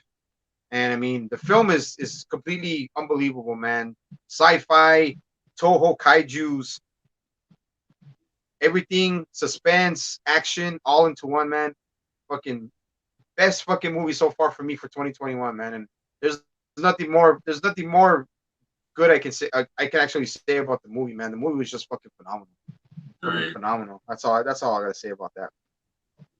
And I mean, like I said, man, and also to the people who joined the who watched and liked and joined the stream, man. I appreciate this, guys, man. We had a lot of difficulties, man, in the beginning of this motherfucking stream, dude, and we had to hit it off about an hour and a half late, man. But now we just, I mean, that's our take. Gojira 51 and Walter LaBelle Ross's take on Godzilla versus Kong, and then we did Event Horizon earlier, and then yeah, man. I mean, fucking beautiful freaking movie, man. Beautiful movie. It was what we needed, man. It was what we freaking needed, man. It was what we freaking needed, and there's nothing more like positive I can say, man. It was just a badass movie, man. Badass movie. That's pretty much all I can say, man. I know you guys getting tired already, man. You guys are getting tired. You guys wanna end it there? You wanna shoot the shit a little bit more, or what's up to you guys, man? Well, I could. I mean, I would, but like I said, I do have something I got to do tomorrow. But if I didn't have nothing to do, trust me, I'd be doing some more right now. I mean, I don't know what you got. I mean, Matt, you want to add on a little bit more to it? I mean, as far as that goes. Well, I hate to be a stick in the mud, but it is midnight practically here, and I got to be at work at 9 in the morning tomorrow, so I actually got to go. So, all right, no, cool then. No, that's cool okay. then. Yeah, well, like I said, man, I really always, it's always a pleasure, doing the podcast with my boy Matt Jacobson, aka Gojira 51, and also my boy, my bruh, Walter Lavelle Ross, aka Jedi Jedi Grand Bell. Bell, and yep, and I really like like I said, we had a lot of difficulties in the beginning of this stream, and it's the first stream on StreamYard that I actually hosted, and but it all worked out in the end, and we're gonna do more in the future. We'll probably try to do two Hey, podcasts a month. hopefully Go we ahead, don't go have ahead. a meltdown like we did with what we had earlier. You know, Yeah. Well, we got to work the kinks out. We work the kinks out, and everything will be good. Go ahead. What were you gonna say, Matt? right. It should be smooth sailing from now, because now Jedi Granville, you're signed in. Sci-fi, the thing, we figured that out as well. The next stream should go a lot smoother. It's just a little bit of growing pains we had. The only reason why that my stuff signed on so much easier is because I've done several streams with other people with StreamYard, so it pretty much remembered me. So now that it'll remember you guys, we'll sign in so much easier. It'll be smooth sailing next time. I don't foresee any problems next time. The only And problem I remember, see the only problem I okay, see with our next stream is not really even a problem. It's a good problem, I'd say, is what to talk about. And we'll figure that out somewhere down. Oh, actually, no, I had an idea for the next stream. Sci-Fi, do you want me to say it? Would you like to bring it up? No, no. Go ahead. Go ahead. Before we end it, man. Go ahead and let us I know. want to hear this. Yeah. So we were talking about films and stuff and sci-fi films. I talked to Daniel the other day ago. I think it was last night. Well, I talked to him the other day ago, and we were talking about Event Horizon. And for some reason, the movie Pathfinder came up in my mind. You ever seen the film Pathfinder? I've heard it. I never saw it. I mean, Well, it's on HBO Max. It stars Carl Urban, and he is the son of a Viking clan that comes to America back before modern settlers and stuff like that. And he actually gets adopted by Native Americans, and is actually raised to be them. And not to give away too much, the Vikings return, and let's say a lot of shenanigans happen. It's an excellent film based off of a graphic novel of the same name, The Pathfinder.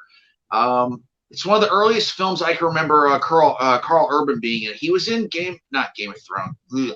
He was in Lord of the Rings before it. However, he looks very young in the film, so get a chance to watch Pathfinder on HBO Max. That was my idea for the next film. I'd like to hear yours if you want to come up with one as well, but that's for next time. okay. Well, can I just throw something out real quick then, since we're here before we go? Yeah, go ahead. Go ahead, Matt. Go ahead. Yeah, go ahead. Well, Just quick. Remember I mentioned something to you before. Princess from the Queen of the Moon, or Princess and for the Moon. Yeah. comparison to Starman. Yeah. Kind of throw something like that out there, but I don't know if you ever seen Princess from the Moon, Matt. I mean, I know Sci Fi Sciciety hasn't, but have you seen that? I have not. Yeah, If you ever get a chance to get some way of seeing it, check it out because it's like I say. I'm assuming you've seen Starman before, right? I've seen Starman. Well, if you ever get to see, I'll put it like this: if you ever get a chance to see Starman, check out also Princess from the Moon. I mean, you could probably see some similarity, but I want to talk about similarities. I don't want to go too much into it though. I mean, that'll probably be an idea for a podcast down the way. Okay. But for right now, I'm just throwing that idea out there right now. That was the movie I threw Matt's way when he mentioned the Pathfinder, because I have Pathfinder on DVD and I saw it a long time ago, but I thought I liked it. It wasn't really well as a received, but to me I liked it. It was a good film, so that's something we'll work on. That's something we'll work on in the future. So, and like I said, we'll try to do live streams for the Sci-Fi Society every twice a month. And then still do our regular videos. I know you guys have your own videos. I know Gojira 51 does his own work and stuff like that, but that's why we'll do a stream twice a month, If not, once a month, depending on what we find, what kind of content we can find, movies and stuff. So yeah, but we'll go from there, man. We'll go from there. So like I said, guys, man, it's always a pleasure having you guys, having Matt Jacobson, Gojira51, and Walter Lavelle Ross, Jedi Granville, and I would like to thank everyone who joined the stream, and thank you for liking, and make sure in my description below, if you guys want to subscribe or check out Gojira51 or Walter Lavelle Ross's Jedi Granville channels. Their links to the recent videos are down below in the description. So I would like to thank you guys. I would like to thank my guests and my co-hosts, for joining Volume 3 of the Sci-Fi Society. We'll see you guys next time. Probably be once or twice a month. So peace out, all my homies. Trado, Kaiju Pimp Daddy Goodness, everyone who joined, Film Fanatic, Eric Vasco. I can thank all you guys, man. So as the Sci-Fi Century always says, we're out. And always keep it raw and real, motherfuckers. Peace out. Peace out, guys. Good night. All right. Have a good night. All right. So.